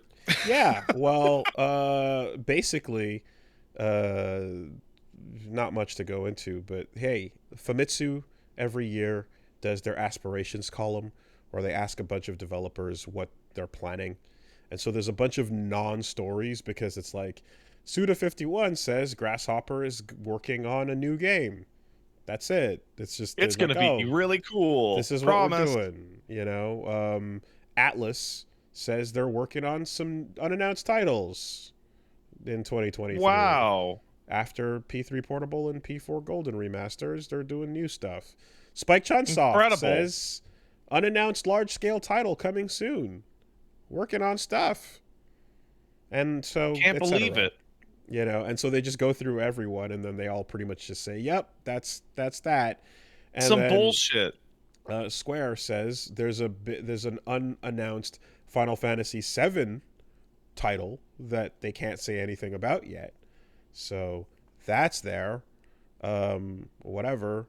And then their New Year's letter, which they always do, goes on to describe how they are once again tripling down on NFT business models and crypto and going that road. And they just really, really, really believe in it, guys. They really believe in it, guys. They really believe in it. So, yeah. But what about the fact that whole thing crashed and burned super, super hard? Our group has multiple blockchain... Oh, God damn it. Sorry. Hold on a moment. Multiple blockchain games based on original IPs under development, some of which were announced last year, undertaking full preparations to enable that we unveil more titles this year. You know, we've committed, and we're not gonna uncommit. And yes, NFTs in 2022 saw volatility in markets and dramatic shifts in the macro economy occurred. But regardless, they've committed to the development and they're not pulling out. Like, I don't. You know what says a lot about that to me? Like a lot, which is all their NFT games are original IP, because people in charge of the brands that people care about probably see that guy coming. You know, the guy in the office that comes with the NFT basket. Mm-hmm. And so you get the fuck out of my fucking office. The fuck away from my brand. I mean, all I can go back to is because whenever I see this and I go like, all right, so who's doing this speech? It's like it's Matsuda. Yeah, okay, cool. So, you know, Yoichi Wada was in place before. The board of directors fucking unceremoniously like DJ Jazzy Jeffed him out of the boardroom and put someone in place who they would be able to have their bidding you know, be represented, and that continues to be the case. So yeah, a lot of that stuff is not surprising, but the part where you cut your losses and just like fucking, I don't know, open your eyes and look around you. Like, I mean, this is the same company that's doing that Chocobo GP shit, right? And man, that fucking thing, First Soldier or whatever, and like all like just, yeah. Is it really a surprise? It's like, yeah, we're gonna triple down. We're gonna just, you know, ride it into the ocean, man. Sure. I think the funniest thing about this is that the last time around, they did like, we're gonna do big NFT and like they never show any of them. That's the weirdest part. We're gonna do NFTs and everything, NFT forever. And like, I want to say like a week later, they were doing FF16 interviews with Yoshi P, and they were like, "Hey, do you do NFTs?" Like, I do. No, that shit sucks. I'm not gonna put it in. It was really weirdly blunt.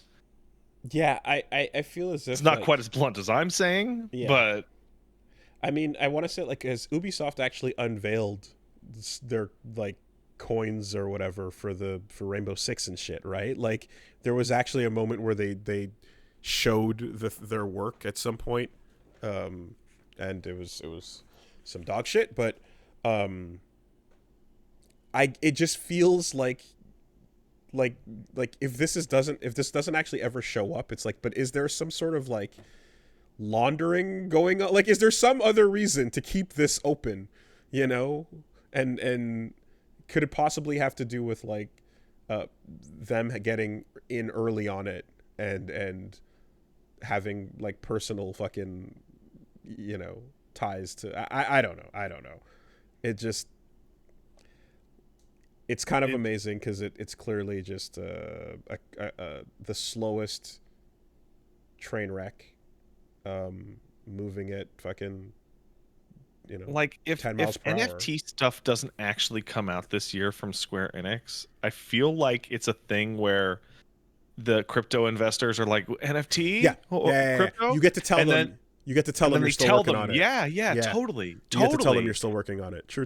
But then they're just not actually working on it. And also, they can't announce that they're not working on it because they sold Eidos to start working on it.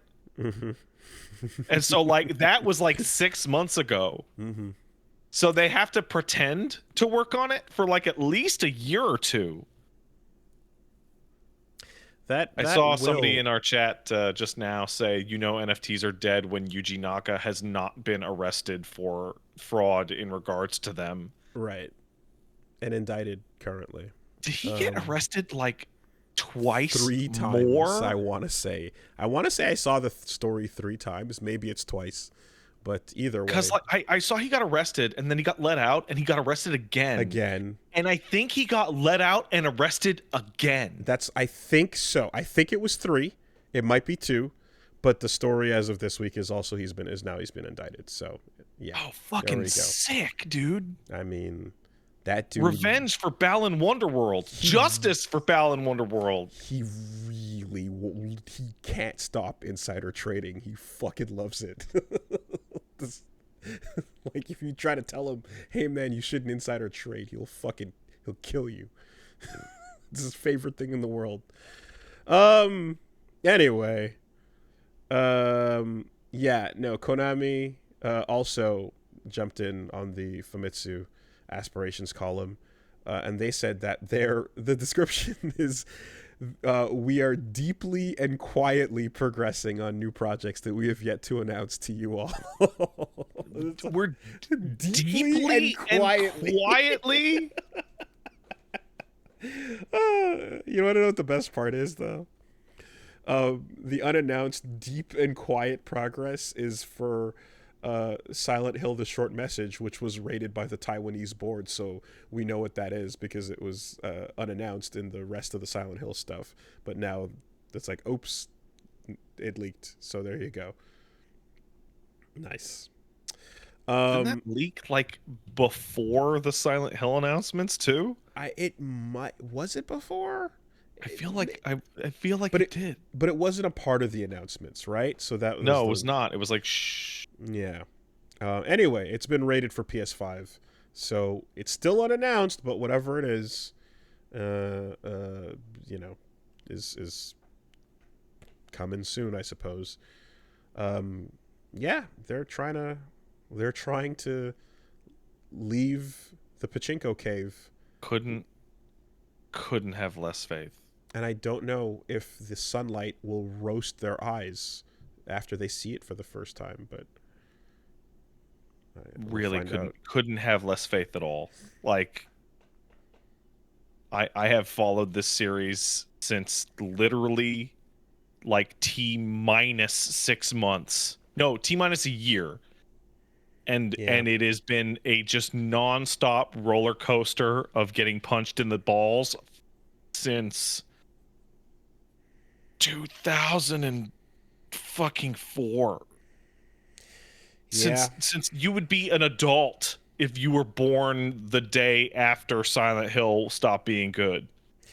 And it just sucks because it's like, when it comes to the franchises or such, like at least with Metal Gear, I would be fine to never see another mainline Metal Gear ever again. I think that's okay to put to rest. But yeah, I think we're getting one. It's called Death Stranding 2. But Revengeance 2 absolutely deserved to exist, So. Oh, fucking well. Oh, yeah, that did exist, didn't it? There was a 2 that never became anything. For like 30 seconds. It was a piece of graphic design. Oh, it was a fucking 2, yeah. So, anyways, that's the Famitsu aspirations column. again, not a ton else going on. I saw Uh, what's his name. I saw s- Itsuno say, "Hey guys, fucking Dragon's Dogma 2. We're working on it." I was like, okay, sure. that game's so far away, isn't it? That game's like, oh, it's so far. Sakurai has admitted finally that his watch has ended. Partially, maybe he's not sure yet, but Liar. he's semi-retired, is how he considers himself. And I mean, dude, just fucking close your eyes and go to sleep for a few years. It'll be okay. But he kind of straight up said that he's like, yeah, I'm 52, and if I continuously make games full time, my life will be over before I realize it. So, uh, That's a depressing way to phrase that. it really is, but it tells you everything that you need to know about where he's at, right? So, if there is in fact going to be another Smash, just please just do some other shit and let the man sleep. Um, at the very least, he's gonna just chill and do his YouTube channel for now, and that's good. That's good. He's gonna kill himself if he fucking you know goes all in on other stuff. He's clearly the type of dev that can't hold back, like fucking self crunch and self karoshi. Yeah, fucking Sakurai and Tim Rogers in a race to fucking kill themselves with overwork, making the best thing you've ever seen. Yeah, Who will win? I'm putting my money on Tim Rogers. and the part where they can announce a game and like kind of just look at him as they announce it and like imply that you are going to be directing this. It's like they like that's not great. That he'll actually get up and drag his corpse and be like, fine, I'll do Smash 6 if they just stare at him long enough. So yeah, let him rest. um Wouldn't it? So they're gonna make another Smash Brothers game, right? At some point in the future. And Sakurai will likely not work on it. It would be really funny if that game came out and was like fucking terrible. like like like like awful. Because man, I want to see, because I think back, we were just talking about Konami. I want to see the bad version of Metal Gear Rising so bad. right. The one that the only difference was Pre-Revengeance, Kojima was not running the team, and the it was melon apparently was slicer. so bad. Yeah. I mean, honestly, like I look towards something like Pokken and ARMS as like an example of how they approach fighting games without, a full-on Sakurai style, and platformer fighter the style to it. Like it would probably just kind of lean in that direction where they'd get, you know, some tech end staffers and some other people that to put together something. But in terms of just like reinventing the genre or creating a new one, and you're like, yeah, I hope they go for something that doesn't quite feel like Smash.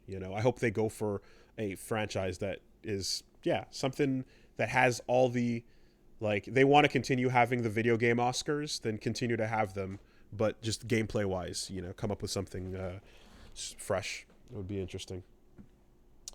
Um. Okay. So, yeah, there was also a German rating for something called Dokapon Kingdom Connect, whatever I that sent might I be. I sent this to Wooly I in a already got it. frenzy. Yeah, Oh yeah, you I already had seen already it? seen it by that point. But yes, because as soon as that happens, I'm fucking alerted to it. But um, there's no confirmation as to what exactly this is. However, it's reasonable to assume that since they recently released Dokapon Up, the Utawareru Mono game, it might be just a localized version of that. So we will see. Um, I have to say that the idea of an online enabled Dokapon for two reasons. One, it means that if you would be willing, I could jump on Dokapon. But two, more accurately to other people, the level of toxicity enabled by not having to have physical proximity to the piece of shit fucking you over escalates times a million. It absolutely could become the most toxic thing you could ever do with your friends. Like drive to your house and kill you levels of toxic. Oh, yeah. Because you're not next to, there's no physical threat imminent in your immediate vicinity. Oh yeah, no question. Again, it's kind of baffling that this genre hasn't been picked up on by others and just like mimicked truly. Like I've tried other things that came along, like Billion Road and shit, and it just not even an ounce of the energy that Dokapon itself has. So, yeah. So we'll see what comes of this announcement.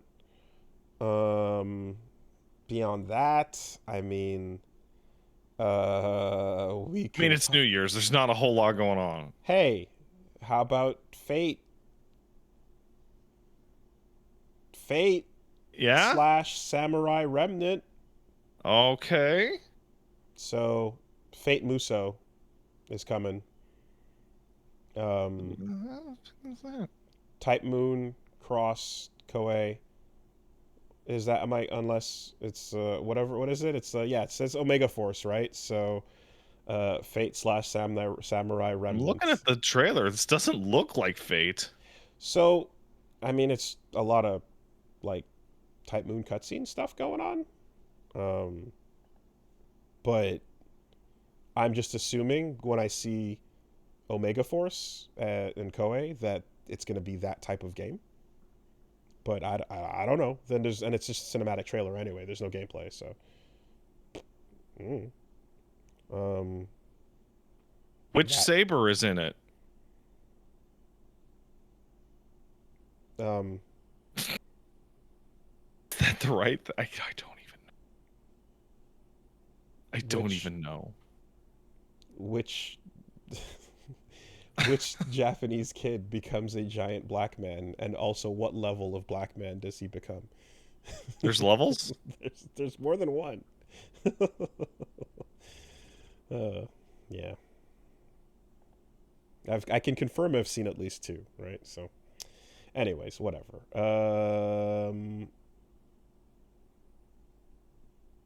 Yeah. Hey, you wanna fucking? We can go back to Square and talk about the amazing use of your money that is purchasing that FF collection, if you'd like. Which collection is that? The Final Fantasy Pixel Remaster collection, celebrating the 35th anniversary of Final Fantasy, was announced, which is a collection of all the Pixel remasters of 1 to 6.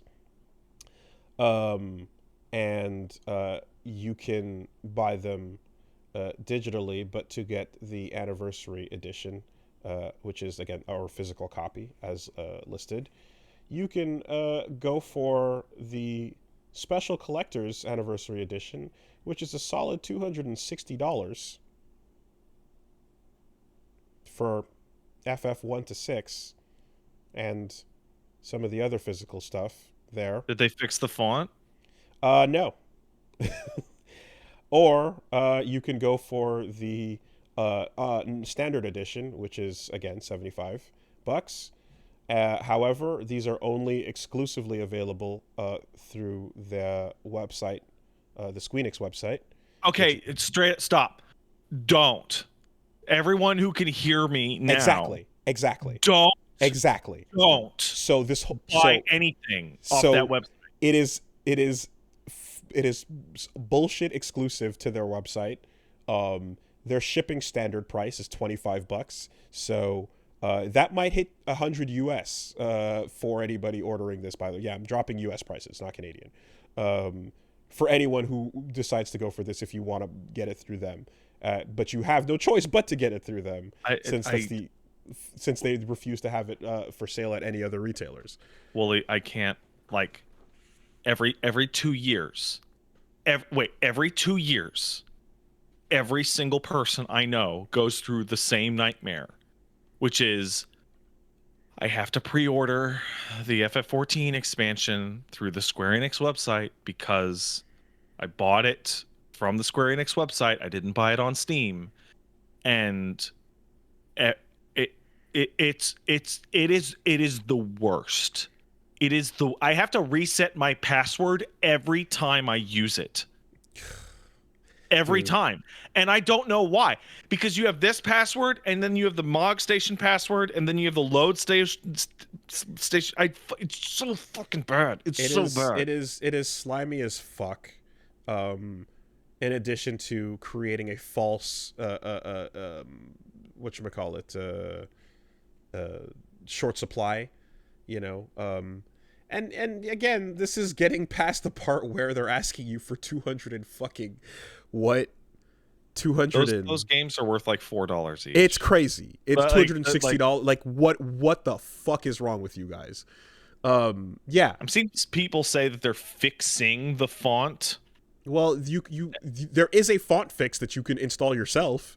Yeah, I know, but there's a difference between that because there's console versions of this game coming out. Yeah. No. So what I'm describing is, this is Switch and PS4 versions. There is of course still a Steam bundle that is also $75, but like you know, at least in that case you're missing out on the extra shipping costs. But it's like Final Fantasy 1 to 6, you know, yes, some of the best RPGs ever made, like classics. Seminal, classic, incredible, amazing. $75? Not 2 and 3. Not like 2 really? and 3, but like really? Like okay. You know, like what the like, yeah. So or individually at what? $13 a pop? I don't know, it's not worth whatever they're doing it at. Yeah. So $75 on they better sale. fix that font because like the idea of I need to spend $260 for this shit and then mod it immediately. If I'm gonna have to go through the fucking process of modding it in the first place, why am I not just emulating the originals? Yeah. It's such shit because it's like the idea of the pixel remaster and how that's happening with like original sprite artists being involved in the whole thing, plus getting a proper port of these games and all that shit and for current consoles is all good. That's super dope. Anyone would want to have those things. But, you know, of course, leave it up to we're tripling down on NFTs fucking Square to be like, yeah, we're going to also just bilk you as aggressively as possible through our shop, which also is going to do it again, bilk you again on the fucking shipping and everything else they do. And there's no other way around it. If you want to go physical, at the very least. Sorry, collectors. Fuck you. You know, so. Welp, whatever. That's a fucking shame because it's like it's also like a neat and tidy sort of like here's 1 to 6 as well as 7 being, you know, re-released and all that shit going on in a tidy little package, but like of course they can't resist their fucking opportunities to, you know, do what Square's gonna do. So where's the worst except for that one game I like? Or that other one. Which is being made by the same people. It's dude, it's so strange. It feels like the Yoshi P side of the building is a different company. Oh wait, it is a different company. I just realized like Creative Business Unit 3 is actually a completely separate subsidiary. I mean, you want to talk about just the biggest like marker of anticipation towards 16 is like, oh, it's these guys that did. It's the guys that made that actually. game that people like, and they won't talk to you about crypto. It's the guys that run away from the office, like from the board members every time they show up in elevators aggressively. They just get off. Oh man, that reminds me. They mash the next floor button and just run out. I just saw a like soul-shatteringly depressing thread on the subreddit, which was describing that the reason why Power Rangers Battle for the Grid just imploded on itself and stopped putting new characters out is because all the management on that game got super into crypto. Oh, is that what happened? And started putting all the shit into crypto instead. I wasn't looking. What happened to Battle for the Grid? Let me go find it. Because that game represents one of the fucking bright hopes of multi-platform, cross-play, rollback, biggest fighting game disappointment is Battle for the Grid dying at its peak because the studio heads got into crypto and all the devs quit. Oh, man. Is that what fucking happened? Oh, my God. Jesus Christ. That's a bummer, man. Because that game absolutely. Well, the state it is left in is still a fucking good one, which is, again, a Marvel-like 3v3 not free to play, but cross-play across all platforms, rollback enabled, fun-ass game. So, dead though it may be because of this bullshit, we're left with a game that works on everything, and that's cool. Damn, man. I didn't catch that. I didn't know that happened. Yeah, that sucks. I wasn't looking.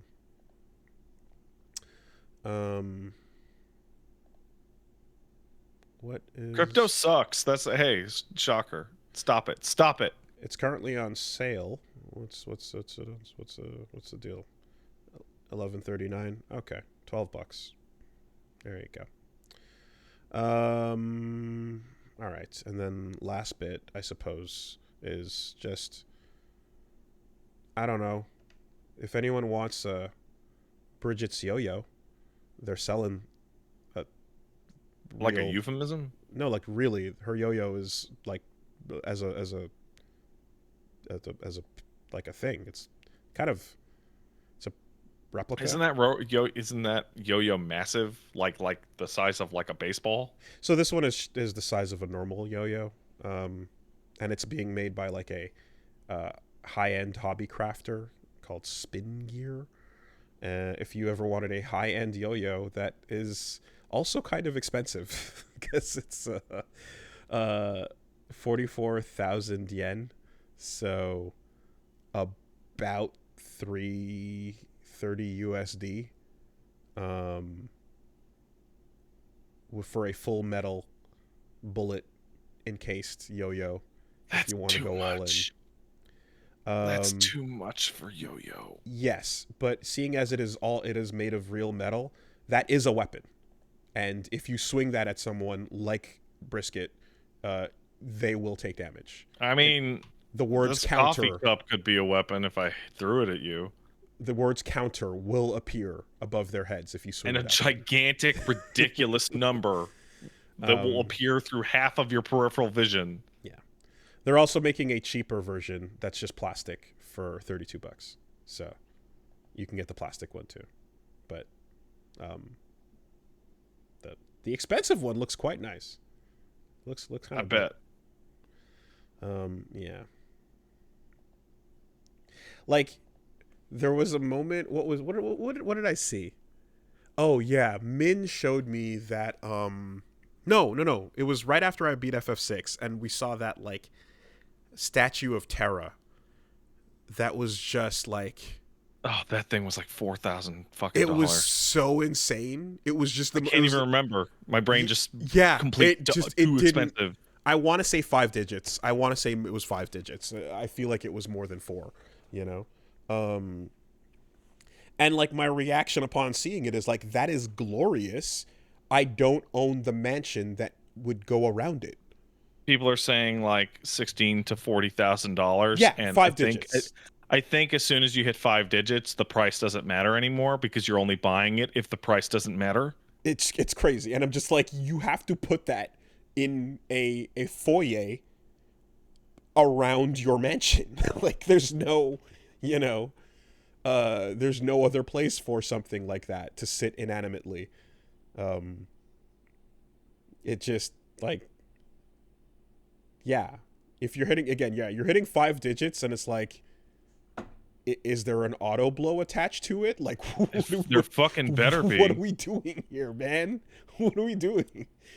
Yeah. But it's fucking nice, but just yeah. Anyways, you can get your yo-yo if you'd like. Okay. That's fine. That's fine. That's fine. Hey, the new year has nothing going on. We're about to slam into too much going on as soon as Dead Space comes out. There's a couple letters we can take in the meantime. But like, man, oh no, video games around this time of year is like, play your old ones and buy the shit on sale. God forbid we release a normal length episode. If you've got a letter, you can send it to castlesuperbeastmail@gmail.com. That's castlesuperbeastmail@gmail.com. I remembered, even though you just said it. Oh, we forgot! We forgot to talk about Maturino! Okay, yeah. Oh, we fucking forgot! Yeah! Okay, Thanks, okay. Lem! Thanks, Lem, in the chat! So,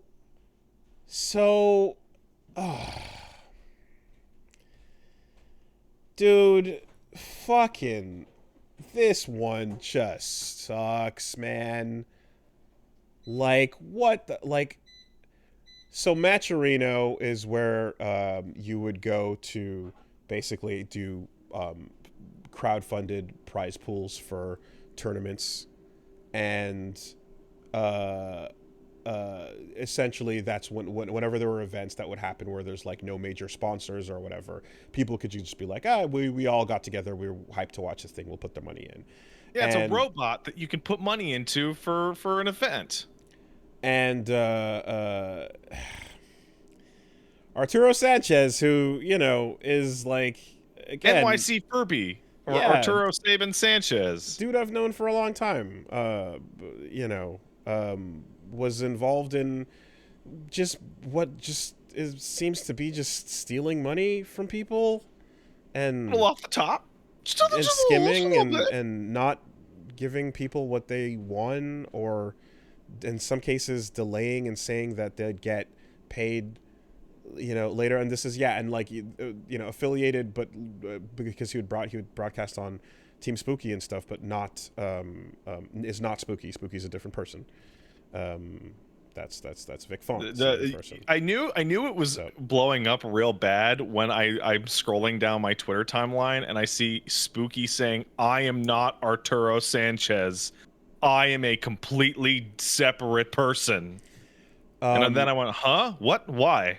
Yeah, and then there'd always be things where, like, some tournaments, depending on the, you know, who the sponsor is or whatever, they'd be like, oh, they're not going to pay out right away. They go through whatever red tape, and the corporate thing is going to have to pay you out next quarter or whatever the fuck. But with Maturino, when we do sponsorships, it's on like net 30, and it's like 30 days after the end of the thing, or whatever. You know. Yeah, it's always much later. But with Maturino, it was never like that, you know.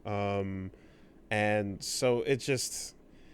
It just, like, there's you know, people posting in-depth like things and stuff of which it's like, I don't know, man, just it's a massive breakdown of like 6 months of tomfoolery, which I'm not gonna lie, I didn't go through. I did not read the whole thing. No, it just seems too much. It's actually a lot. Seems reasonable enough to just, like, you know, take it for what it is, and it just appears to be like, yep, skimming money off the top. I think hiding funds from people, just sketchy shit like that.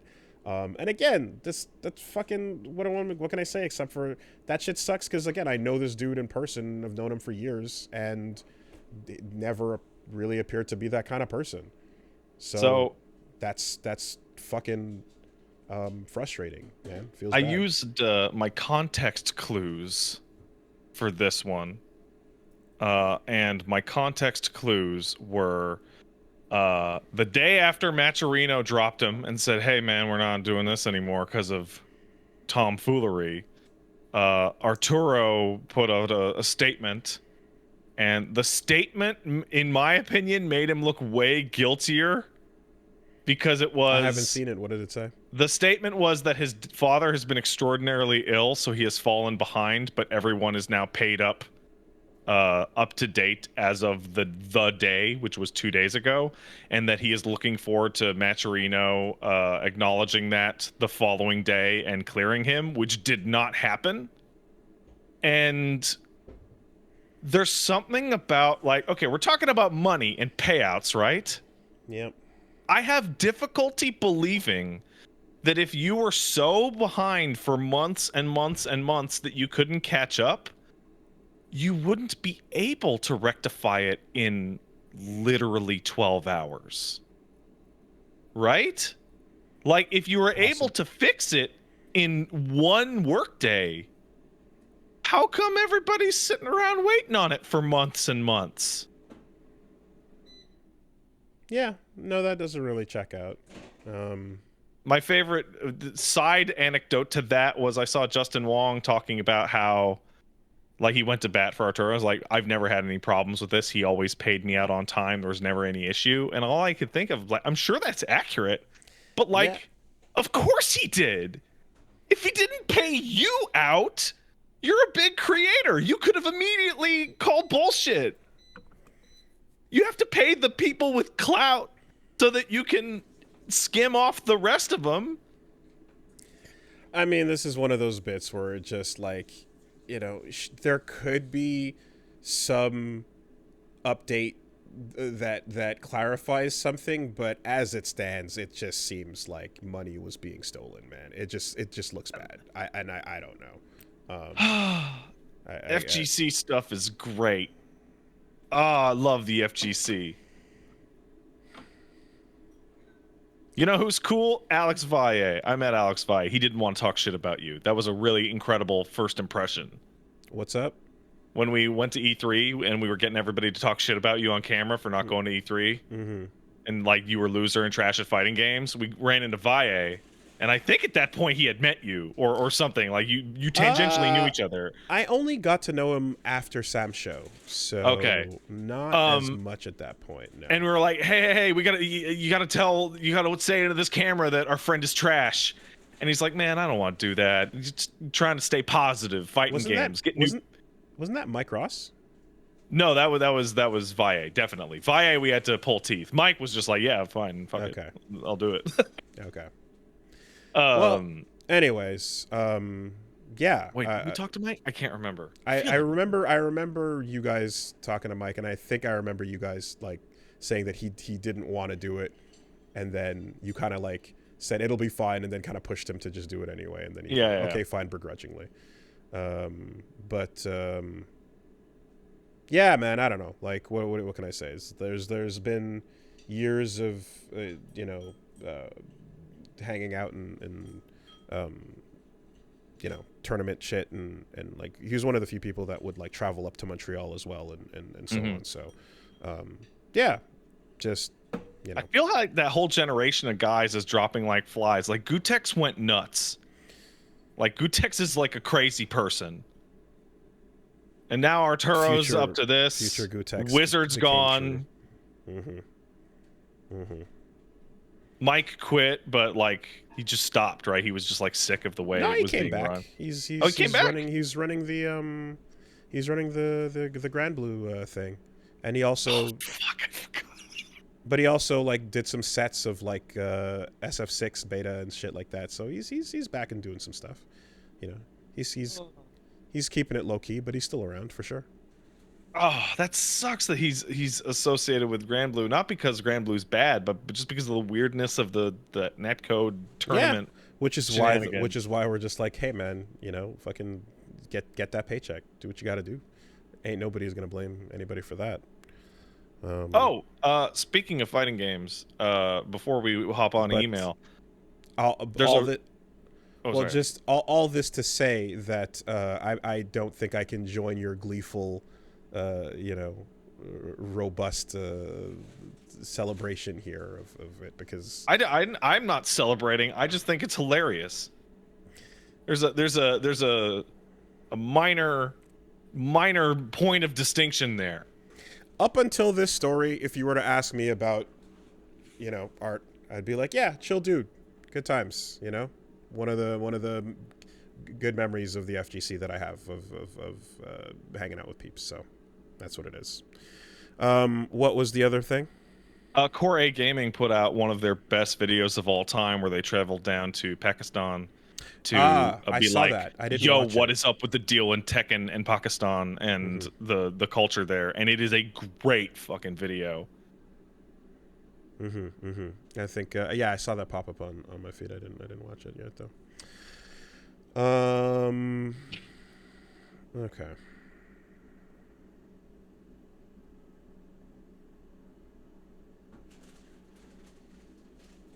All right, emails. Got anything good?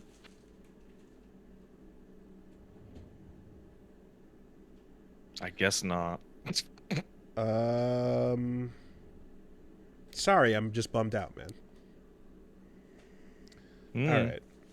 All right. Yeah, let's take one from um D, who says more Roman cancels.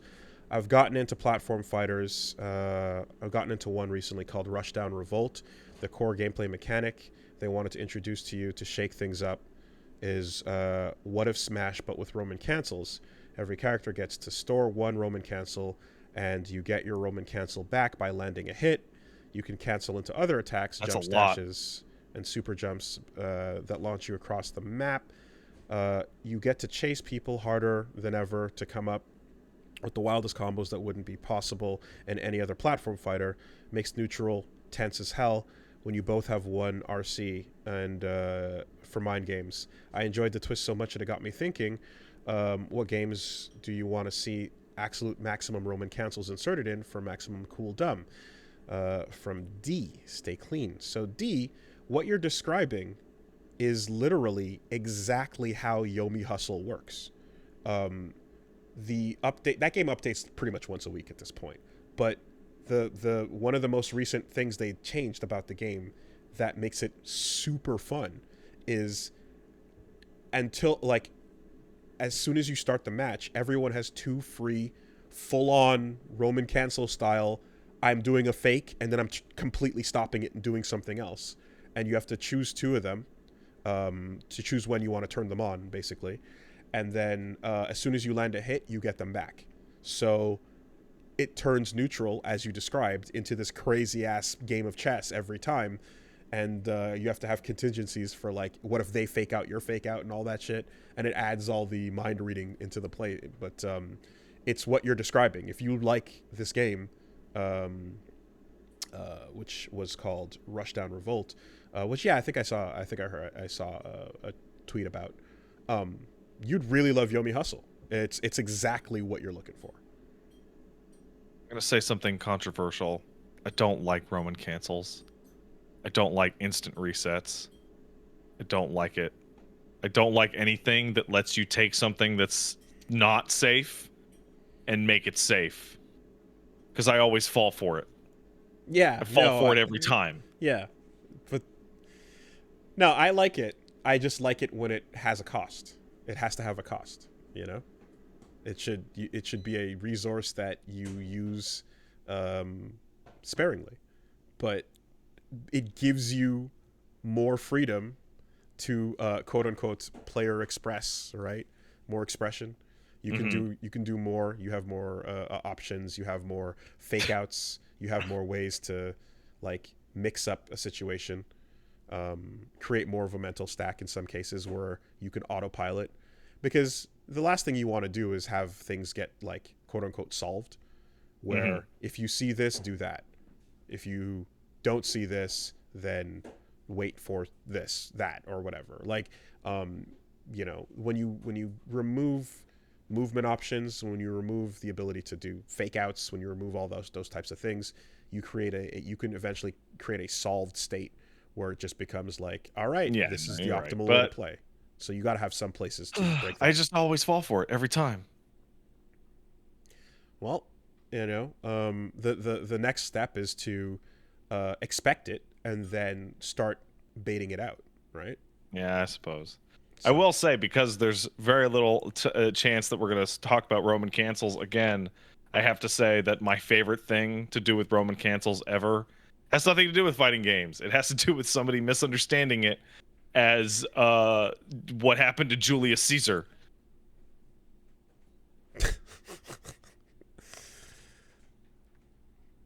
Good pun. I love it. I love it. Also, Do you think Brute had like a red flash appear over him when he went in for the second stab? Yeah. See, the other thing too is that no, he drifted actually. He drifted forward. That's the way to do it. Just Brutus sliding over with the after shadow with the knife in hand. Yeah. No, what I wanted to say is actually that like Drift RC is the coolest thing to happen to it in that it fucking adds a level of just aesthetic style to the mechanic that just didn't exist before. Roman cancels were such a crucial thing that just for anyone who doesn't know, it's you're in the middle of doing a move and you suddenly just stop and you just flash and stop.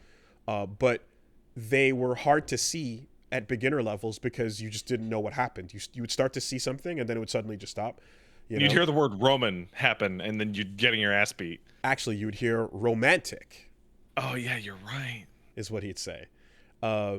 So now though, it's this cool thing where you have a whole fucking after image and you slide forward and time stops and it's just like a fucking little... And me getting blown up by it gets to go, oh, he's doing the thing. He's doing the thing. You're having a little Matrix moment that like, it doesn't last too long. It just makes things look cooler and it adds utility because it lets you like close the distance when you get pushed out. So I love that. I love what they did for that. But anyways, yeah, hope that answers your question there. Let's take one over here. Full Metal Jack 14 says, "Hey Pat and Wooly, love the show. Loved when Sphere Hunter was on making a surprise appearance. You have great chemistry." Susie's a fantastic guest. Yeah, absolutely. I hope you don't mind, but I tentatively penciled her in for March 27th. The Monday after RE4 comes out. I mean, there are some points at which it just makes sense. So, yeah. Having heard a lot about Bayo 3 on the show since it came out, I must preface this question saying that I never played a Bayonetta game.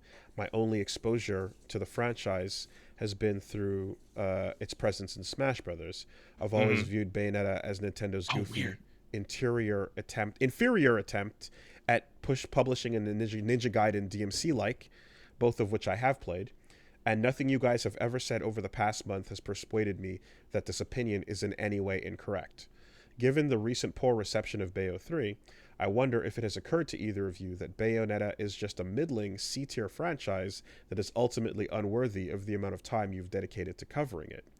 I am interested to hear both of your takes on the overall quality and cultural influence, if any, of the Bayonetta franchise. I guess it also brings up the question of if and how much you decide how much time to devote to a given subject on a particular episode. Mm-hmm. Okay, you want to take this first? Because I'm going to be real blunt. If you haven't played the fucking thing, how do you know that? At the end of the day, if you're saying, yeah, it sounds pretty bad from what you guys are saying, and in the end, turns out it was all a complete fucking waste of time. Like, okay, but you don't know, right? So what the fuck then are you standing on with that? Outside of, I guess, what you've heard of us. I don't know. The first two games, if you have been listening, are fucking fun. They're great. They were excellent alternatives to like the Devil May Cry franchise, which is, at the peak of whatever you want to, what do you call it, hack and slash or character action, whatever it was. There are still excellent games. They are made by people who understand what type of difficulty, what type of challenge, what type of combat freedom you want to have with these styles of games. And these games are the direct reason why games later on that go lightly in this direction or heavy in this direction end up being better, right? With what was established in Bayonetta, you get your Nier Automata, you get your Metal Gear Rising. Anything that is getting borrowed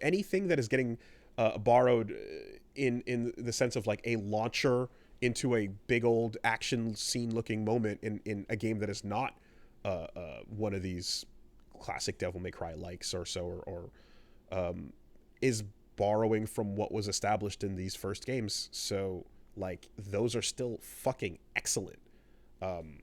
And I'd say you're standing on some big clout words there, but no, the third one was disappointing, and the reason why we've talked about it this much is because how much we liked the first ones.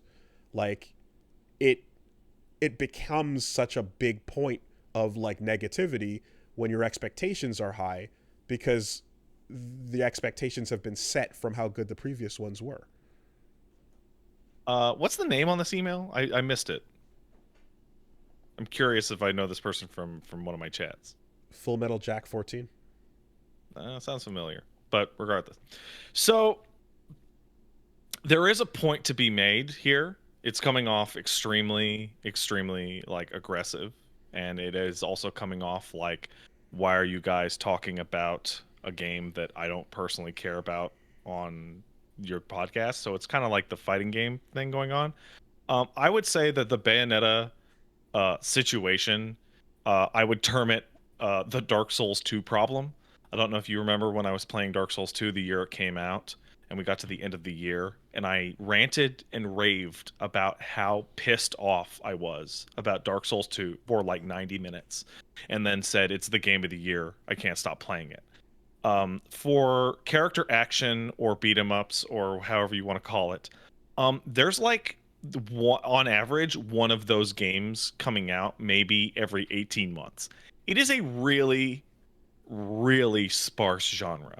There's Devil May Cry, there's kind of Ninja Gaiden, but not really. Like 3 was quite bad, and like there's one good version of 1 and like one good version of 2 across like 10 releases.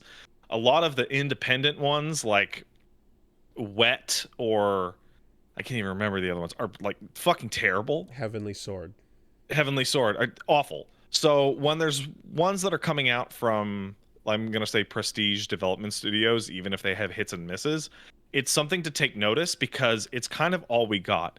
In the context of Devil May Cry 5, Nier Automata, and Metal Gear Rising, yeah, Bayo 3 is pretty bad in that context.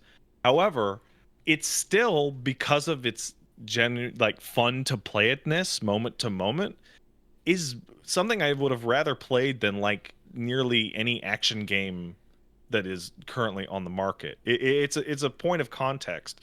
The issue with us being so down on DMC on Bayo 3 in particular is because the last point of contact with this genre is DMC 5 and DMC 5 Special Edition, which is unmistakably the best game in that genre by an order of magnitude. Like it's not even close.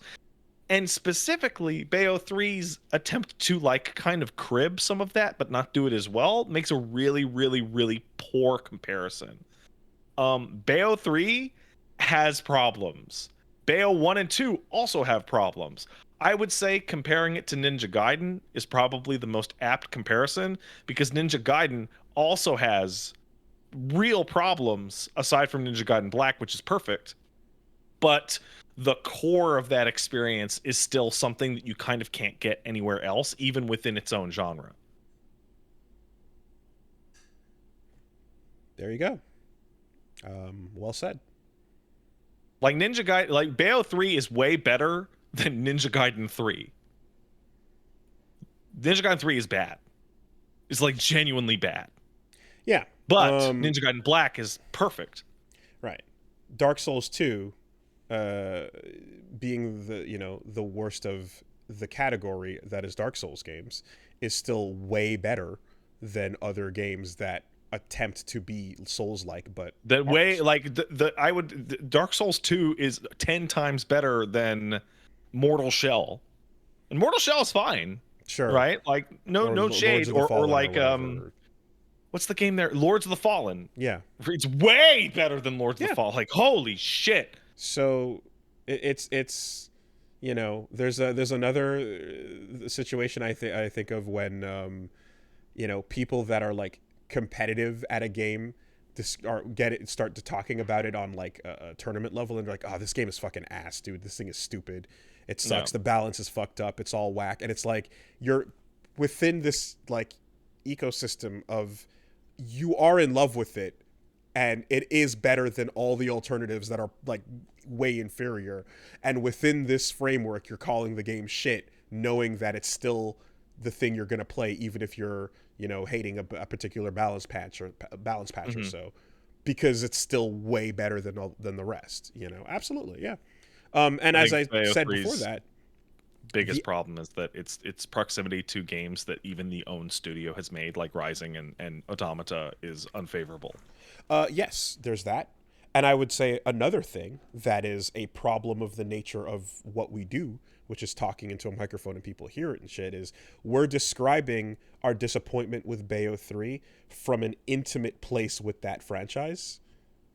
You know what I mean? Like, we're super paying attention to like these bits and pieces in a way that if you're just hearing on the outside about how much it sucks and how disappointed it was, to us, the big fans of it that have been talking about it for years and shit, like, you might feel like, oh, I can get on my high horse and pop off like this, but you've clearly not been listening to the parts where we've been delivering the opposite level of passion for the games you were just shitting on, right?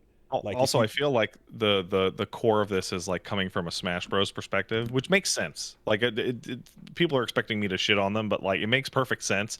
There are so many fucking games in Smash Brothers. Very few people have played all of them. There's going to be people that their introduction is to Metal Gear through Smash, right? Right. But if you can, but if you're in that context, Ryu Hayabusa is not a playable character in Smash Bros. No. Bayo is. Yeah. 2 games. Neither is Dante, for that matter. But, yeah, neither is Dante. Yeah. But no, I think it's just. Well, he's like, a Mii costume, isn't he? I think it is just also just part of almost like the filters we put up about shit, where it's just like, yeah, they're talking about that shit again. You're not listening. You're tuning it out. It's, again, we're getting hype over some shit you don't care about, whatever. But like, when you start like shitting on something because it's disappointing to you, that you'll notice, and because of that, it'll make a bigger impression. And you're ignoring the rest of the context for where that disappointment comes from. So your entire assessment is the most inaccurate it possibly could be. I think I have the best example for this because I dealt with it for many years for a long time, viewers of the podcast, which was people in comment threads or on social media would ask me, Pat, why do you even play FF14? Every time you bring it up on the podcast, you literally bitch for a straight hour. That's a really good one. Game. That's a really good one. Yep. And I'm like, yeah, because I play the game all the time. I know it extremely well. And the stuff that I find interesting to talk about is the shit that I want to fucking bitch about. The stuff that I like, I go, yeah, that part's good. The music's good. But like next Tuesday, they're reworking Paladin.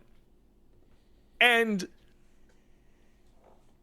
you don't care about the part where if they rework Paladin to be good, but if they rework Paladin to be extra trash, oh man, I'll talk about that for 40 minutes. Absolutely. Yeah. It's disproportionately representing the negativity, whereas the positivity is just passively working and doing what it does. You know, you spent your money, you continue to spend your money, you're enjoying God knows how many hours of this game in a positive light up until these moments occur. You know, it reminds me of the Pat scale of fucking the Pat scale of like enjoyment, which goes like crazy, stupendous, immaculate, amazing, the best thing ever. I'll kill someone to get it, and then the very, very, very, very, very top is I really liked it. I thought it was really good.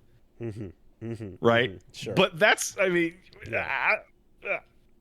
no, and you have to, I would say, in a larger sense, like it helps if you can like zoom out of these moments of things that you're enjoying to be aware of that, you know, because there are times when you might actually be locked in doing something and then not enjoying it actually, and then your time is more or less being wasted. But if you're participating in like, you know, whatever, like railing on, like, again, yeah, shitty balance decisions or whatever, but it's because you're in the trenches, you're in that shit, and, you know, you're fucking still putting a bunch of time in. You're not regretting your purchase of the thing. It's still something that you are passionate about, but that criticism and that passion, don't mistake the tenacity, the fire of it for, like, this is being compared to neutral, right? Because it's not being compared to neutral. It's being compared to the fucking 10 that it usually is, and coming down from that point. But also, to be fair to the emailer, there's like very few of these games. There's real few, and there's definitely an element of like, give me the scraps. But to be fair to us, I think with that few, we haven't shut the fuck up about them for 10 years. Should replay DMC 5. That game's just perfect. Except for the V levels on harder difficulties. That is definitely not perfect. When there was one Bayonetta, we never shut the fuck up about it. When there was 2, we never shut the fuck up about. Like, it doesn't matter. However few there might be. It's like, yeah, and we're going to constantly be going off on it. That's why we're seen as these people or whatever, you know? Good email. Yeah. All right. A little confrontational, but good email. I like it. Sure. I'll leave it there. All right, everybody, have a good holiday. Be safe. Peace out. Bye-bye.